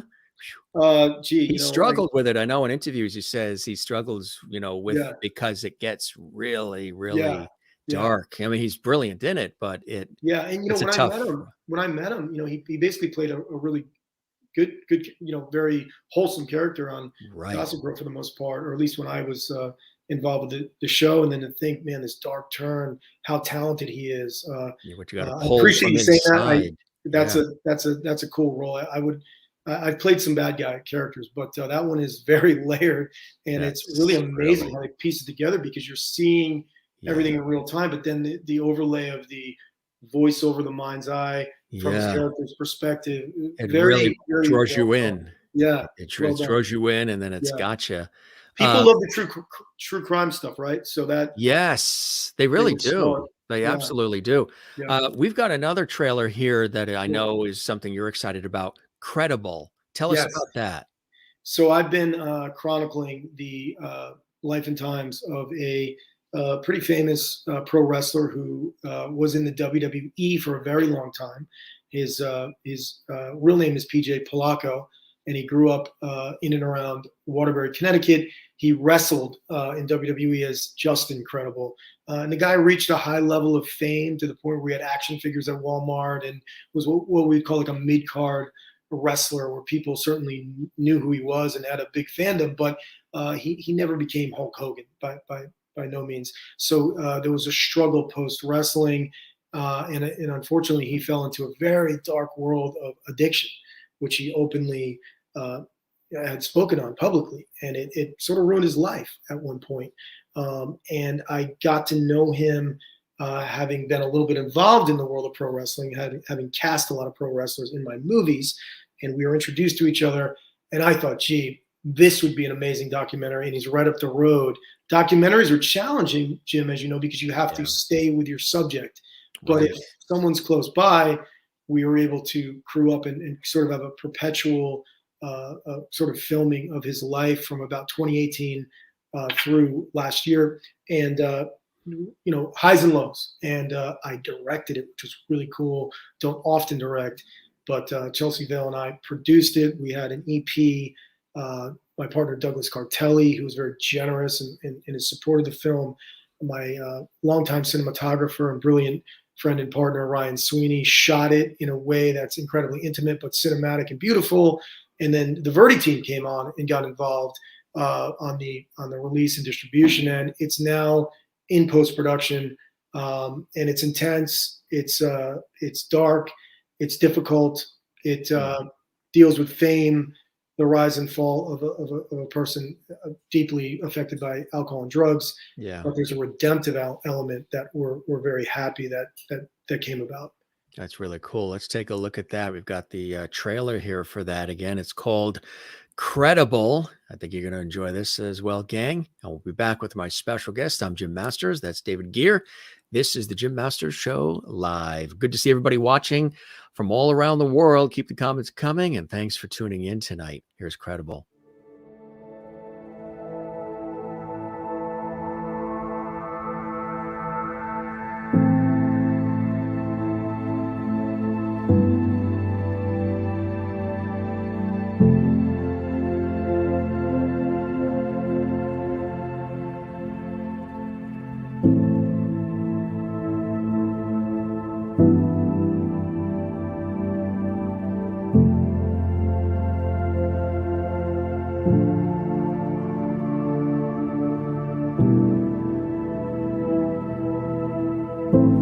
Just Incredible is a badass killer, hardcore icon, professional wrestler who'll slit your throat. Pete Polacco is a scared little kid who just wants to feel at home and is running away.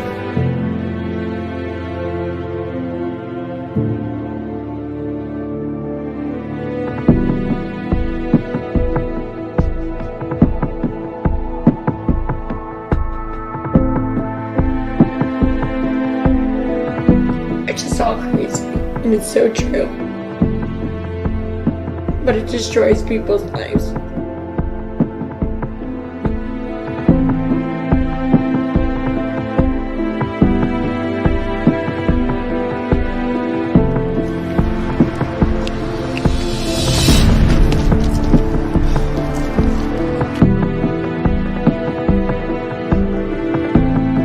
I sacrificed my son's football game today.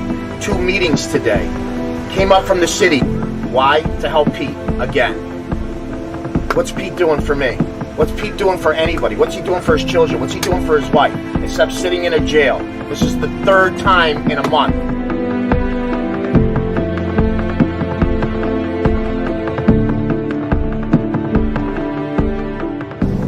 Look, guys, I just came out of there, and that's someplace I don't want to be.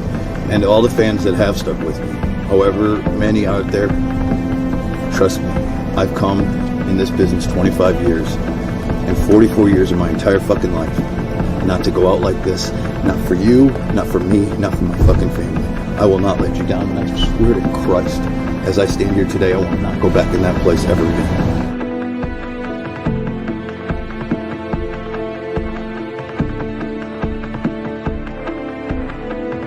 As far as Pete's fitness goes, he's not keeping up with me yet, but it's baby steps. First day back, and I'm hoping we can make this a regular thing. I think it's definitely a hell of a lot better than where he's been.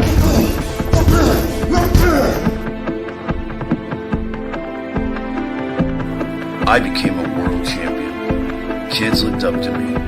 They wore my t-shirts and played with my action figures. I was their hero. But I should be no one's hero. Drugs and addiction beat me worse than any opponent. It messed up my life bad.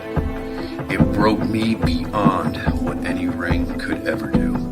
I will find my recovery and redemption. This is Credible.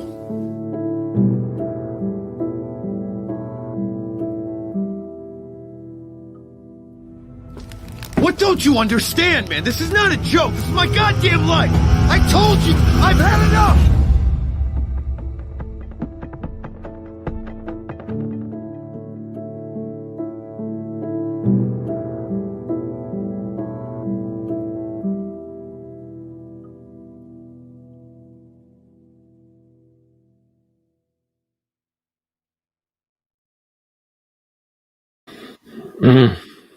Another one that looks riveting, my friend. Wow. That's, I think that's going to knock people out too. It was an important story to tell, Yeah. I've always been fascinated with what happens when someone, especially at a young age, reaches a level of fame, adulation, success, financial success, but then something happens, whether, thank you, Sherry, appreciate that. Thank you, Maureen.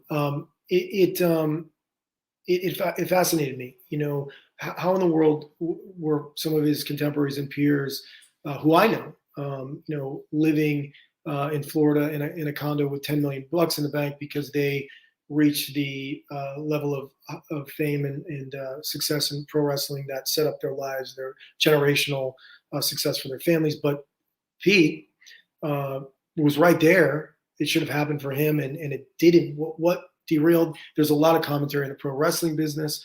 Obviously, WWE is a Connecticut-based business, and there's a lot of controversy about them not having unions. Why are the performers not in SAG, allowed to be in SAG?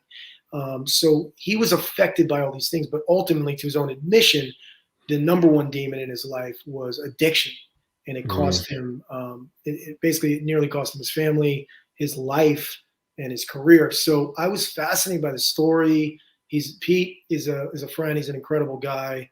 He has pulled his life together. He still battles that challenge, but I wanted to tell his story, and I think it's going to move people, and it's really about the importance of having a strong support system in your life, knowing where to turn to when you do need real help. And we sing that message throughout the whole project because it is about addiction. What inspires you? I mean, when you're getting involved in, the creation, the production, or teaming up with others who have a vision as well for a movie, I would imagine, and I've asked this question of many people who are in the creative world, I would say I am too. You're an observer of life, and you feel things deeply, and the day to day and the things you witness and feel and observe. It could just be sitting on a train and witnessing conversation or whatever it is. You're sort of soaking it all up and almost making mental notepad notes in your mind that can inspire you to create these kinds of productions and projects. Are you an observer of life? And what are some of those things that you look for and that really have to touch you before you get involved in the creative process to touch others? So I think for me, at this stage of my career as a producer, it works on a couple of levels. We're looking for stuff that you just so well described, things that we're identifying with as people observers of life, things that are inspiring or interesting or viable commercially. But then we get approached with package projects that are often these holiday films or the family films or the horror films that we have to then sprinkle in our own elements. Whether it's people, places, or things, that's sort of how you put your stamp on it as a producer. And then there's the projects that we chase and hope to get there. And I've done a lot of them. Certainly, Credible's one, but there's a lot in notebooks and in my mind and in meetings with partners that we're getting to, that are stories that touch me personally, that I've thought about or been told about or been sent, and looking to adapt and create and collaborate and eventually get them made. And that is the journey, right? That's the artist taking the paintings and then realizing, okay, look, I'm going to hand off about 1,000 of these canvases to my team and hope we make a movie together. And that's the process, Yeah, it's really incredible when you sort of tie it all together, and then what comes to fruition of these masterpieces in so many different ways. I think it was Sweeney Photography. You mentioned Sweeney said, "Incredible could be my favorite project we shot together. Certainly the most emotional cinematically for me." Kathleen Walker in New York City says, "I remember him from WWE. Looks like a great movie." Maureen in Arizona says, "Holy moly, that was riveting." So I think everybody's going to be Googling and checking out all your product. Sherry in Kansas, that looks good. Heather's saying, "I can't wait to see this." I mean, really cool stuff coming in here. Eric, Maureen, welcome to the Jim Masters Show Live. I love documentaries. That's going to be great. I can't wait to watch this one. Nothing better than a wrestling documentary. Pasquale says that film looks incredible. Thanks for watching, Pasquale. Good to have you here. And Linda is very happy that you're here, coming on the Jim Masters Show. Always come back as well. And Joey says, "You got to see me lose my cool. Incredible." Cool. So you get to see that as well. I have a couple of, want to just sprinkle in some photos into this conversation as well. And maybe you can tell us what we're looking at here. This is a cool one. Yeah, that's a WWE wrestler, a very famous wrestler, Tommy Dreamer, looking quite different there. Tommy and I became friends over the years. I was introduced to him at the Shadow Room. He came to visit and told me he really wanted to transition from pro wrestling to acting, and really has great charisma. And we put him in a lot of movies now, and he's in Johnny and Clyde. He's been in probably 10 of my films. A dear friend of mine. He was an on-camera talent for WWE, and then worked behind the scenes for 10 years here in Stanford. So, you know who we both know too, and I actually met him at the Shadow Room at one of your events, because I think it was a screening of, and I was a co-MC. Okay. You had the red carpet event outside, and it was called, was it Green or the Green Room? And Paul, people know, the Verizon guy. The Verizon. Can you hear me now? Can you hear me now? Well, now he's switched over to Sprint and doing well. That was cool that night too, and he's doing well too, huh? He's a Connecticut native, and Paul, his people approached me about doing a screening. He just thought it was cool to show it in Middletown and have a real interactive audience. So we had, and then it was called The Green. I think it was called The Green. Yeah, and it ended up actually on WNET in New York. They aired it on their Reel 13 that they do on Saturday nights as one of the independents. Cool. So Shadow Room first, and then it ends up on. Is that the Gere touch? That's the Gere touch. See what happens? I unlock the door. I don't. I would always say whatever happens after that is don't blame me. But no, we there's Don Johnson. Don Johnson is in Vault, which a film I did with Chad Verdi, and it's out now from Lionsgate. You can see it everywhere. Blu-ray, DVD, digital download. It's everywhere. It's on Netflix, Hulu. Really cool to work with Don Johnson, because I grew up watching him on Miami Vice, and I took that picture because I snuck in his dressing room and I said, "Hey, you're leaving today," and all my buddies from home would probably tell me this didn't happen if I don't get a shot with you. So I said, "Could I please get a picture?" And Miami Vice and so much more. That's a cool shot. Yep. There's me on the set of Willie Pep, the Pep film. Really cool. Yep. Really cool. That's a great shot too. And let's see, we got another one here. Let's see. We got, so that is 90210 originally. Yes. That's the God, her name. That's my film, The Opposite Sex. And she famously played the mom on I think she was the mother on that 70s show. Is that? Yes. It's been, there's so many photos and people. So many. Really cool ones. And then we mentioned Gossip Girl as well, which was really, really cool. And this shows just really some of the places where people could see this, huh? Look at them all. Out now. Yeah. And that's, we have a wonderful partnership with VMI Worldwide, and that's where the movie is initially released. All the streaming services and places you could see it. Redbox, and we're going to have a Netflix release window for this film as well. How do you keep up with it? I don't. If I didn't have the home team, especially Chelsea Vale, she really handles operations, and she's much smarter than I am. So she has it all figured out. I'm pretty good with a notebook, and I can write some notes in my cell phone, but she has it all mapped out. So if it were not for her, I would not be able to tell you when a lot of these projects are coming out. But there's a lot, and we've been blessed and fortunate that there is so much work. Like when you contact me, I was so excited to go on your show, but I'm like, man, what am I going to talk about? Because we did about 7-8 films last year. We also did an episode for a anthology series that's coming out. Really? Crystal Ball. Cool. Which I forgot to mention in my notes to you. Chelsea's the lead in that. Jacob Cooney directed. Awesome. That's going to be Sci-Fi Channel.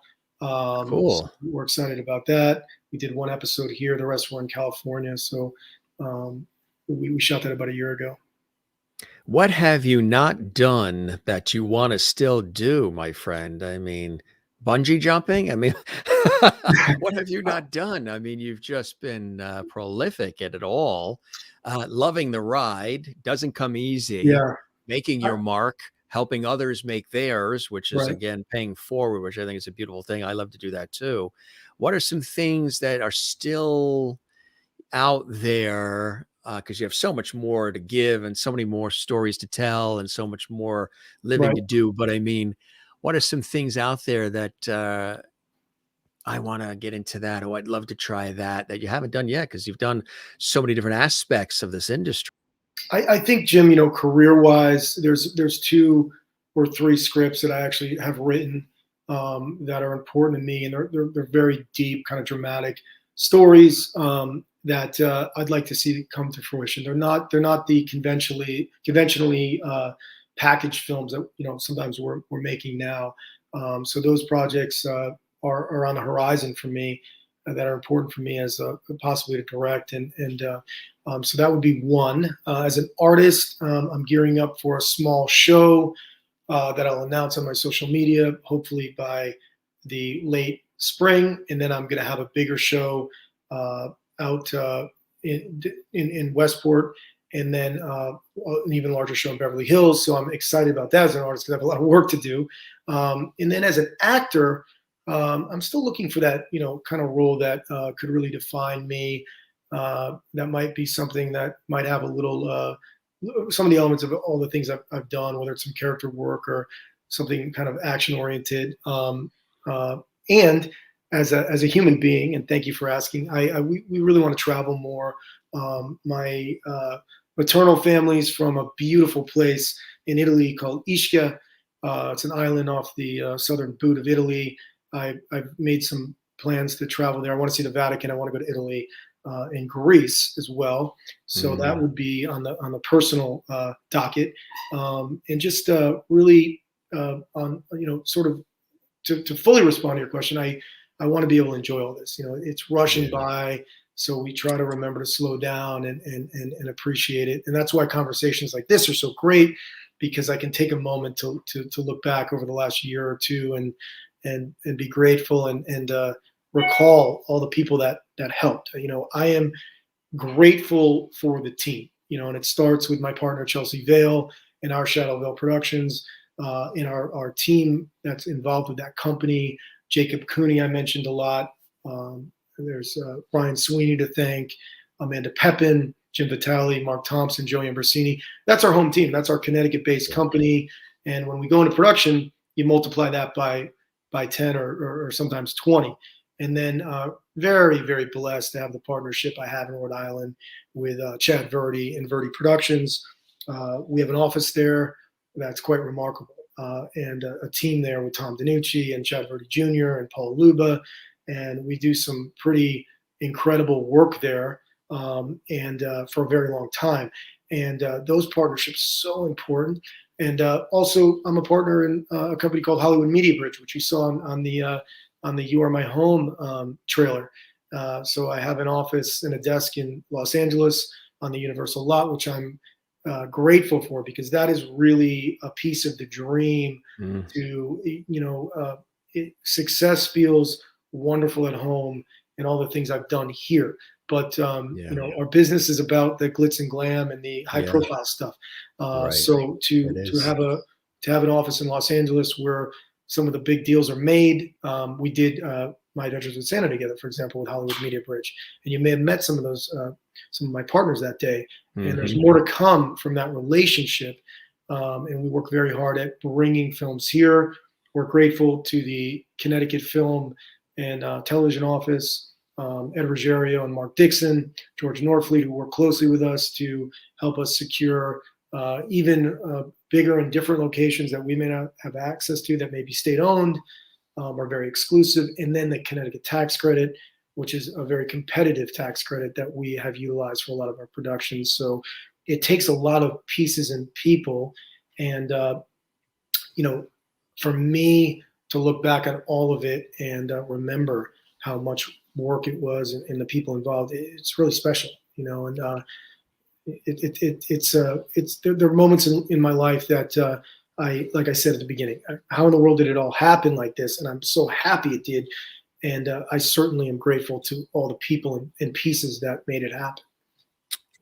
Bringing it back full circle even more deeply, I would imagine your dad incredibly proud to see all of these things, knowing the little kid David was, and the dreams and everything within, your life and your experiences, to have been able to see this come to life in the way that it has must be just really the best for both of you. My dad's my buddy. He created a sense of hard work and work ethic in me from the time he ran the school systems here, and I saw him rarely take a vacation and work for 40 years in one place. And he is very proud. He's very happy. He visits the sets, and he's funny because sometimes he'll contribute an idea or a thought, and they're often very smart. And most recently, we used a location suggestion that he had that I hadn't thought of. My dad, when he was a teacher in Cromwell in the 1960s, headed up the theater department and put on a couple plays. So I think secretly he kind of enjoys what I do and understands it because he sort of dabbled in it. But I learned so much from my dad. We had a very difficult loss when I was a boy. We lost my biological mother and sister. And I admire his strength so much for persevering. My mother that raised me, when my dad remarried, she's a very, very huge part of my creative world. She taught me to draw, paint, and write. So all of these things I've been talking about today, I always think of my mother, Veronica, and the lessons she taught me. She was the youngest female administrator in the history of the nation's public school system at 27.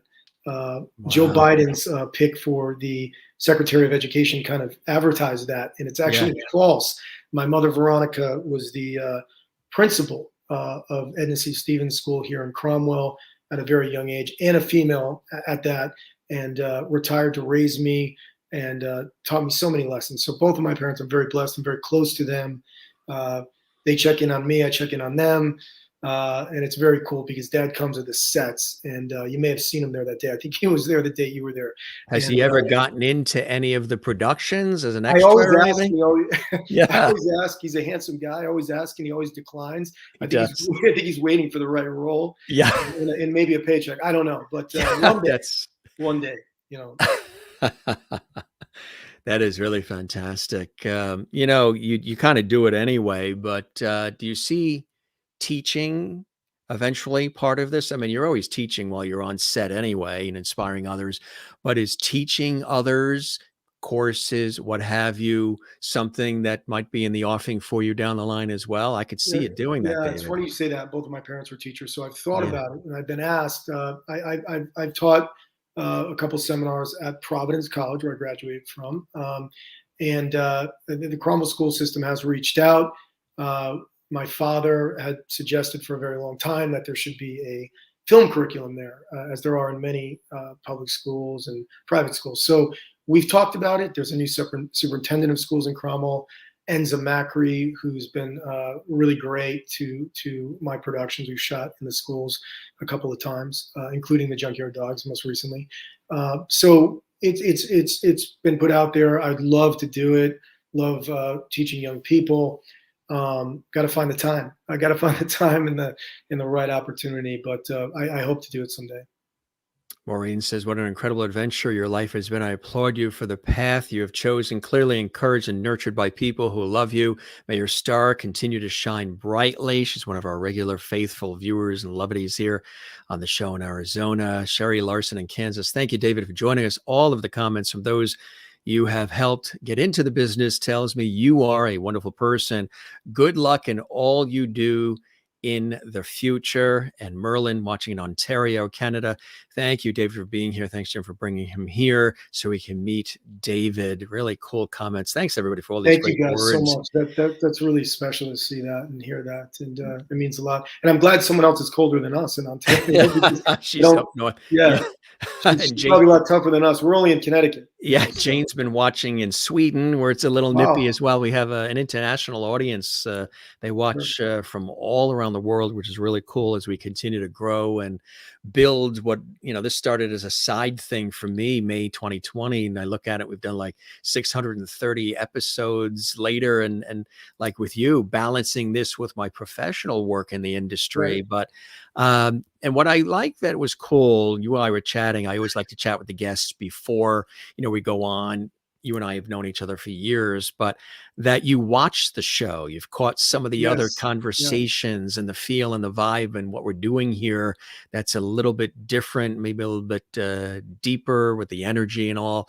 And I really appreciate that. I appreciate your, not just being a fantastic guest and friend, but also supporting and viewing as you do, because that's what it takes. Everybody, rooting each other on. I have watched several episodes, because you are a friend and I'm a fan, and I think you have a very unique and special interview style, and I think it helps guests to feel comfortable. You've got a cool, soothing voice that I think people enjoy listening to. It feels very familiar, and I'll just share, right straight away tonight. I've shared with you today in this interview things that I haven't really talked about publicly too much, because you are a friend, and it's the time and place feels right, and I wanted to open up here and explain the journey and the things that mattered and still matter.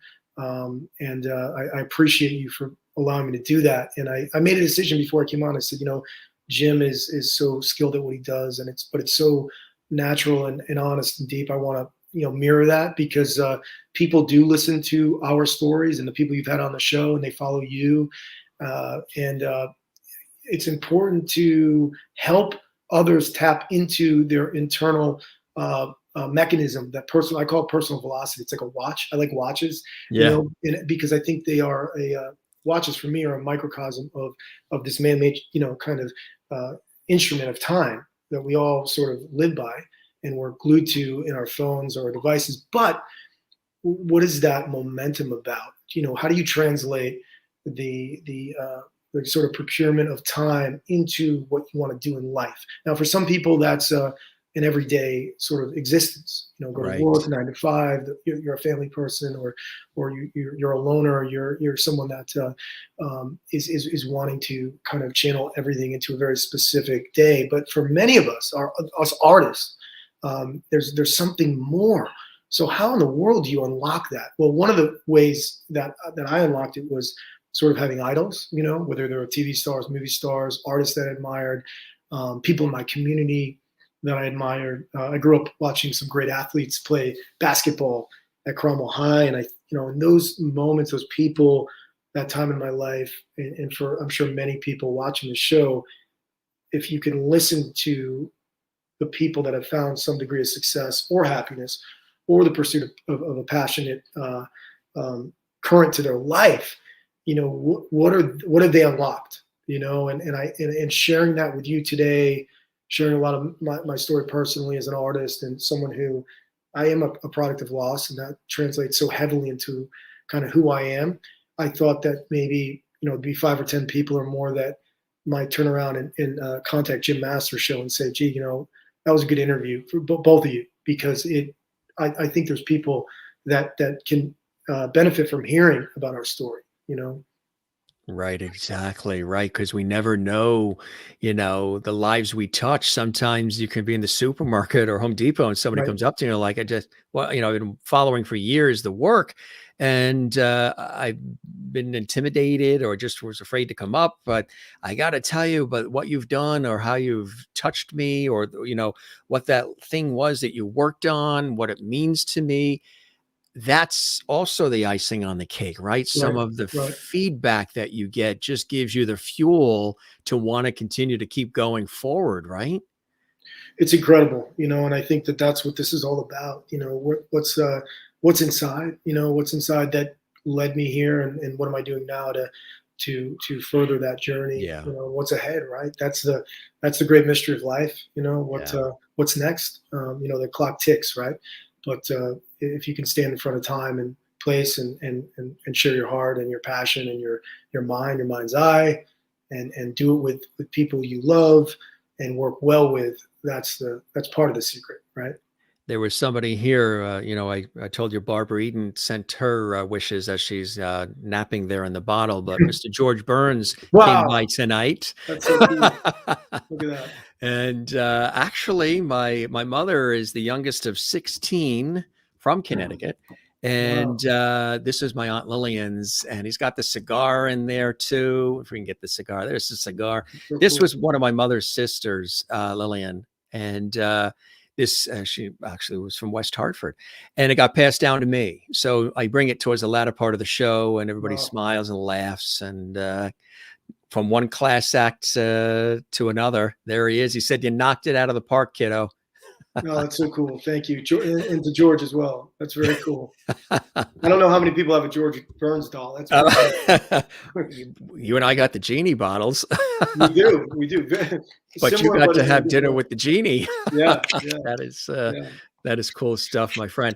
This was awesome. Just show you a couple of comments. A fun show tonight. Thank you, Jen Barry. She's watching in Pennsylvania and cool. Allentown, and my happiness, family, friends, longevity, being healthy, very important. Thank you. Yes. Watching in Canada.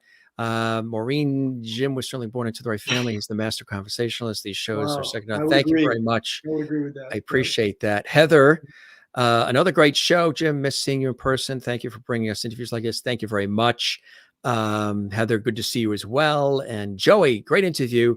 DG, love you, bro. Nice to see that as well. Mark, fantastic interview. Thank you very much. Jane, watching in Sweden, one of our regular lovelies. Thanks, David, for being with us tonight. Thanks, Jim, as well. My pleasure. Kathleen Walker in New York City, thank you for sharing your life with us, David. Great conversation. This really was, my friend. I hope the show met whatever expectations you had, and you enjoyed the time with me as much as I have with you. It was fantastic. I thank you for giving me the platform and the comfort to share my story. It's always hard to reflect on it for me, because I never expected this journey to unfold like it did, and it's still going. And I can only thank all the people that were there for the journey, and the journey led me to you tonight. So thank you, Jim. It was wonderful to talk and reflect. Someone asked earlier about a funny anecdote about on set. I laugh every day on set. Whether a production assistant or an intern does something kind of crazy. On one of our productions, we sent an intern to Walmart 10 times because he couldn't figure out what a tote box was, a plastic tote. Came back with a duffel bag. He came back with cardboard. And I said, gee, this business might not be right for you, but you probably shouldn't do any shopping for anyone either. So, strange things happen. We laugh every day because we're grateful to be there. And that's important. You got to have levity. Yeah. We laughter. I'm a big proponent of laughter. You got to laugh, right? Yeah. And we laughed with our masks on for the last 2 years, which was tough on set. But again, you can't get there without the team. And I always put them ahead of myself. I'm just the guy that figured out how to build the ship, and then everybody else kind of sails it. So thank you again, Jim. I had a blast talking to you. I'm glad so many people were watching, and so it's great feedback. It warms my heart. It really does. My pleasure. Spread the word about our show, my friend. I really appreciate that. We welcome everybody to subscribe to our YouTube channel, Jim Masters TV. Share that levity and enjoy all these episodes and guests and everything else. And as my father has always said, my Irish father from New York, whenever anybody says something kind or nice to you, ask them to please put it in writing and address it management. and I'll add to that and say that, it was difficult for me to make this decision to be on your show because you look better on camera than I do. And I had reservations because it's tough. Are you kidding me? Especially with the rock star Jim Masters. That's a whole thing. I was thinking about that. I think it's cool. Yeah. I was thinking about that. This has been a pandemic project, and I've worn it on PBS and I've worn it on other, productions, news programs and everything. and everybody seems to like it. I mean, you remember it short like that guy. Yeah, me too. Right. You look the same. What are you talking about? You look the Look at us same. young and clean cut, right? And you know what's cool is so many people all the time, watch that interview, and especially the young people on my set that are learning a little bit about how I got into producing, and they ended up on my set. And a lot of people have asked me about that interview, and hopefully now this is chapter 2. So it was cool, and it seems like a long time ago now, but doesn't it? Yeah, the Good Arts Center. At Yeah, the film industry expo there. Yeah, the mixer. That was cool. What I always loved about you two is you just were always super nice and supportive, and we're all doing this journey is so different for everybody, and it's hard, and we appreciate how hard it is, right? Yeah. So when someone takes the time to talk to me and come visit it, when we were hanging out, it's really cool, we had Scott Schwartz on, him, of course, from Christmas Story, and he came on, and he, I tell folks, because some people will come on, in some of my other professional work, maybe we do have it structured with questions and other kinds of things where it's all pre-done, even though I still like conversation, I like ad lib. You had no idea, knowing what I was going to ask, what direction we were going to go in, when and where, just flowed with it. And I absolutely love that. I love live. I love the ability to just, deeply listen, feel it, and then keep the train on the track, but keep us moving into a lot of different things. And then the viewers, while listening, are picking up different things that they can connect with to their own lives, which I think is really, really cool. And to be able to banter in this way, sort of conversational, nothing scripted, no teleprompters, no questions or any of that. I think it's a richer experience. It's more authentic. It's the real deal. And I love when we get a chance to do this kind of thing. And I say to all the guests, how much time you got? We can do a half hour. We can do an hour. We can let it roll. Scott had so much to say. It was at the beginning. It was the beginning of the pandemic. Right. So he was in his backyard. I think he drank about 30 Diet Snapples, maybe a pack or two of cigarettes. Better Diet Snapple than something else, right? It was awesome. And he was just opening up about his life and everything that was going on, and growing up back home in New Jersey and working with Richard Pryor and Jackie Gleason, the whole bit. It is probably the world record, but we did live, seated with the audience, and they stuck with us 6 hours. Oh my God. Okay. It was like, it was something else. Hey, there might be a record. You should apply. Put it in the Jim Masters.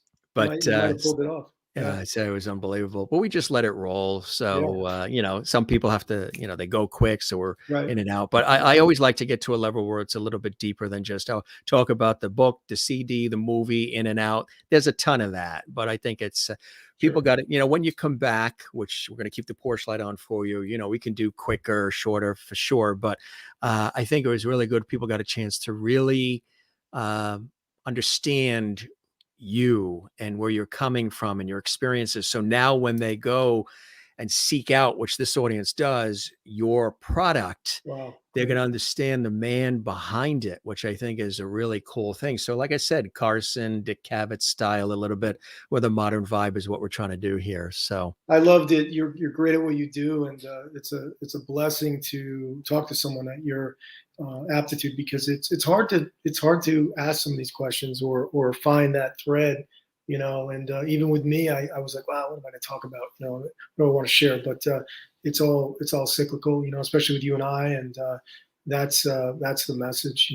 Where did you start? Where are you now? And where do you want to look? And it's that circle, right? Yeah, full circle, my friend. So good to see you, and I appreciate all the time and the wit and wisdom. Say hi to Chelsea and everybody. And you got to have her on. She, I love it. Bigger than I am, and she's doing so great in her career, producing both sides of the camera. Definitely have her on, and you guys would love to. Your fan base would love to chat with her, I'm sure. I would absolutely love that. And anybody else, spread the word. They're all welcome to pop on. We'll have a good conversation, a good chat, and hope to see you soon and break bread soon, my friend. Always a pleasure. You're a class act. You're a super talent. You care about what you're doing. You look out for people, and that's all you can hope for. And it's oftentimes a rarity in our business. So keep doing what you're doing, David style. Thank you so much, Jim. And likewise, it was a pleasure and an honor, and I enjoyed every moment of it. And you got some stuff out of me that I hadn't talked about, which is important to me, and I appreciate it. And thank you for having me on. Thank you to the Levities and all your guests and some of my friends and followers that chimed in. We appreciate you. I appreciate you. Check out the projects. Right now, You Are My Home, My Adventures with Santa. You can find it everywhere. Coming soon, Junkyard Dogs, Johnny and Clyde, Secrets by the Shore. So thank you all. And that's just the stuff available this week, gang. Right. That doesn't include the video that I shot at CBS that make it on YouTube when I was trying to figure out what sanitizer to buy next. So. Yeah. We should have all bought stock in Pfizer and Purell. Right. That's it. You be well, my friend. You take care. Okay. We'll talk again soon. Have a good night. Good night. Thanks, David. Bye-bye now. Incredible, right? Absolutely. Absolutely. Mark says, pray to shake hands with you one day, Jim. Thank you very much. I really appreciate that. Really awesome conversation, right? Like I said, we let it roll, and we don't put a time limit on it, and we just go from there. And when David comes back, we can have him on shorter. I say to the guests, how much time you got? And if you got some time, we'll just dig in and just see where it rolls. And we have all of you watching as well. And this was really terrific. I think what's cool about it, again, is you get a chance to really learn about the person, not just about the projects, not just about the work, but the person making that work happen. And that's my buddy, David Gere. And he's really awesome at what he does. And thanks again to all of our viewers who were watching tonight, today, chiming in and checking in. And also a lot of folks that have been on the crew with David on various projects, actors, actresses, production people, directors, extras, all joining us tonight on this episode. If you didn't get a chance to see the whole thing, or you would like to see it again, right here on our YouTube channel, Jim Masters TV, you can see this entire episode again. Tell your friends, family, colleagues, and your pals to go to our YouTube channel and watch it right here exclusively on our YouTube channel. Matter of fact, that is where we have over 600 plus episodes of our series just for you that we do. We put a lot of time and toil into, and we love it. We love doing all this, and a lot of work. Yeah. But like David said, if you love it, none of it is work. We appreciate David joining us here on the show and sharing his story. And we appreciate all of you hanging out with us too. Again, if you'd like to be a part of the action here, subscribe to the YouTube channel. There's no cost for that. Click the notification bell so you can be informed when we have all of our episodes, and we do a lot of them. And if you enjoyed this episode, give it a hearty like. There's a big button there that looks like a thumbs up on our YouTube channel. Give us a like.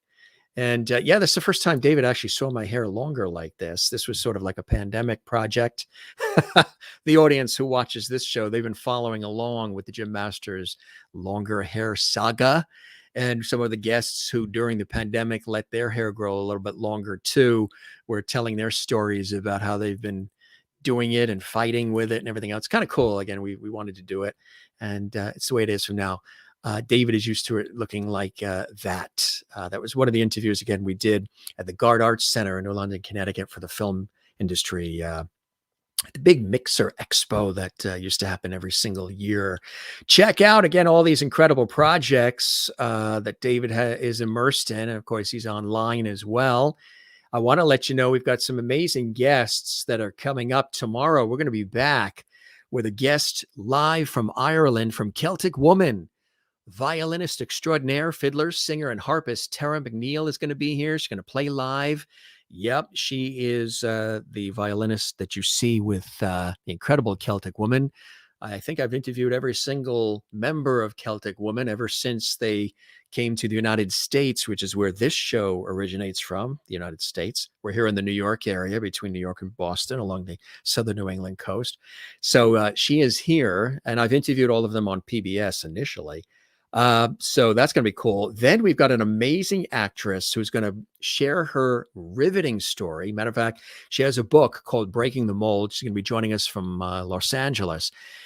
She is going to be talking about not only her epic career in film and television and all, but having been bullied, abused, surviving poverty, immigration, racism, and even dealing with COVID. I mean, she's had everything happen to herself and her family. And she shares it in her new book, Breaking the Mold. And it's really riveting. And that's going to be on Monday of next week. So we're really looking forward to that. I just want to let you know also, coming up next week, we're going back a little bit in time as we celebrate the game shows, the TV legendary game shows. Wink Martindale is going to be with us. He hosted some of the most epic game shows on television: Gambit, High Rollers, Tic-Tac-Doe, and so much more. He's also a legendary radio host and DJ extraordinaire, a master host. I'm the Jim Masters host, and he's the master host. Wink Martindale and his lovely wife, Sandra, are going to be joining us live from Hollywood this week as well. We look forward to that. Also, acclaimed jazz trumpeter is going to be joining us a week from today, next Friday. Scotty Barnhart, director of the Count Basie Orchestra. He's going to be with us coming up this week. If you didn't see the episode where Grammy and Emmy nominated jazz guitarist David Becker was with us, check that out on our YouTube channel. That was absolutely epic. Loved having him here. Barry Livingston, who played Ernie Douglas in My Three Sons, and so much more, so many more television shows and films. Barry Livingston was here. We also had his brother. Now, Barry played Ernie Douglas on My Three Sons, but we also had Stanley Livingston, too, who played his brother Chip, and they're brothers, of course, in real life. Marion Ross was with us from Happy Days. Donnie Most was with us from Happy Days. Anson Williams from Happy Days. Melissa Manchester's been on the show, and the Pointer Sisters have been on our show. It's epic. Lawrence Juber, who the brilliant guitarist who was with Wings with Paul McCartney. Lloyd Schwartz, who, along with his father, produced The Brady Bunch and Gilligan's Island. Speaking of Gilligan's Island, the wife of Bob Denver, prolific author, Dream of Denver, actress, radio station owner. She was here twice. I mean, amazing. Just look back in the archives, guests that come in from everywhere. Maureen, thank you very much. That's our super stickers, super chat, which you can do when the show is live in chat. Chat is available to our subscribers. Thank you very much. I appreciate that. Maureen watching in Arizona. No matter how long these conversations run, they are always too short. I love our time in Lovety Hall. That's what the viewers have deemed this. This is Lovety Hall. Thank you, Maureen. That's very generous, and that does help support our show. And that is available when the show is live in chat. If you guys want to do something like that and support our series, you can also do it when the show isn't on, but you're watching it. I think you can do that in this little, there's a little icon on the YouTube channel that looks like a heart, and it says thanks. I think if you click on that, you're able to support our series as well after the fact when the show isn't live. If you're watching this episode right now and you're not watching it live, of course, that's kind of strange to say that to the people that are watching live right now. But if you're watching this like an hour from now or this weekend or 6 months from now, there is a little icon that says, it's a heart-shaped thing that says thanks. You can, support the show through that way too. Some of you have done that, and boy, we thank you so very much. Take a look at some more of our Lovety comments coming in here. I'm in bed under the comforters, resting up for our Irish crack tomorrow. Sláinte. Jen Barry is all ready to go for Celtic Woman's Tara McNeil, the fiddler, violinist, coming on the show tomorrow. And Fortnite is here. Good to see you, Fortnite. Hey, Jim, welcome back to our show. It's good to see you, Fortnite. We love when you're watching the Jim Masters Show live, entertainment lifestyle talk show series, where we're bringing back the lost art of conversation. Yeah. Love doing this because, again, you guys know I do this for a living in the real world of television and radio, and have for years, and on stage and film. Great show today. Always be happy. I love it. Always be happy. What a great finish when Always Be Happy chimes in. Hi, And great show today. Always be happy. Sort of just mysteriously comes in with the smile and says, be happy. And everybody loves it, right? Good to see you. Always be happy. Thanks, Jim. Great show as always. Thank you, Kathleen in New York City. I love it. And I know I've said it several times, but Kathleen and I were actually on the Rachel Ray show together. And we got to do that again. Mark, thanks to all your great comments. You're now a Jim Masters Show lovity here. Spread the word. If you haven't subscribed to our YouTube channel, Jim Masters TV, we'd love it if you do that, Mark. Tell everybody about our series. Enjoy the other. You can binge watch over 600 plus episodes of our series. And thanks for being with us. Mark says, yes, as long as I've known David, the art is still being revealed as new to me. And I hope our conversation tonight, David and mine, did that for you as well. Thanks, gang. I love all these comments. Jane says, good night, Jim and David, Jim and Lovities. Yes, we'll have to go and break bread soon. I got a lot of bread to break with everybody, huh? Hey, couple of notices. Actor Sean Kanan is coming back on the show for his third visit in March. Yeah, I think he's on The Young and the Restless now too, because you know him from Cobra Kai and so much more. General Hospital. He's coming back for a third visit in March. Kathy Garver is making a return visit, third visit. You know her from the legendary sitcom, the family series Family Affair. She played Sissy. She's coming back in just a couple weeks, which is really, really cool. Mark said, what a cool name, Mark Manifest. I imagine you must manifest a lot of joy in your life and blessing, right? And positivity. You're manifesting that. Thank you. I'll look forward to sharing more moments like this with you, Jim and followers, all the lovities. And Kathleen Walker in New York says, have a great night. Good night, all. Hugs, sending you much lovity. And Mark says, good night, everyone, as well.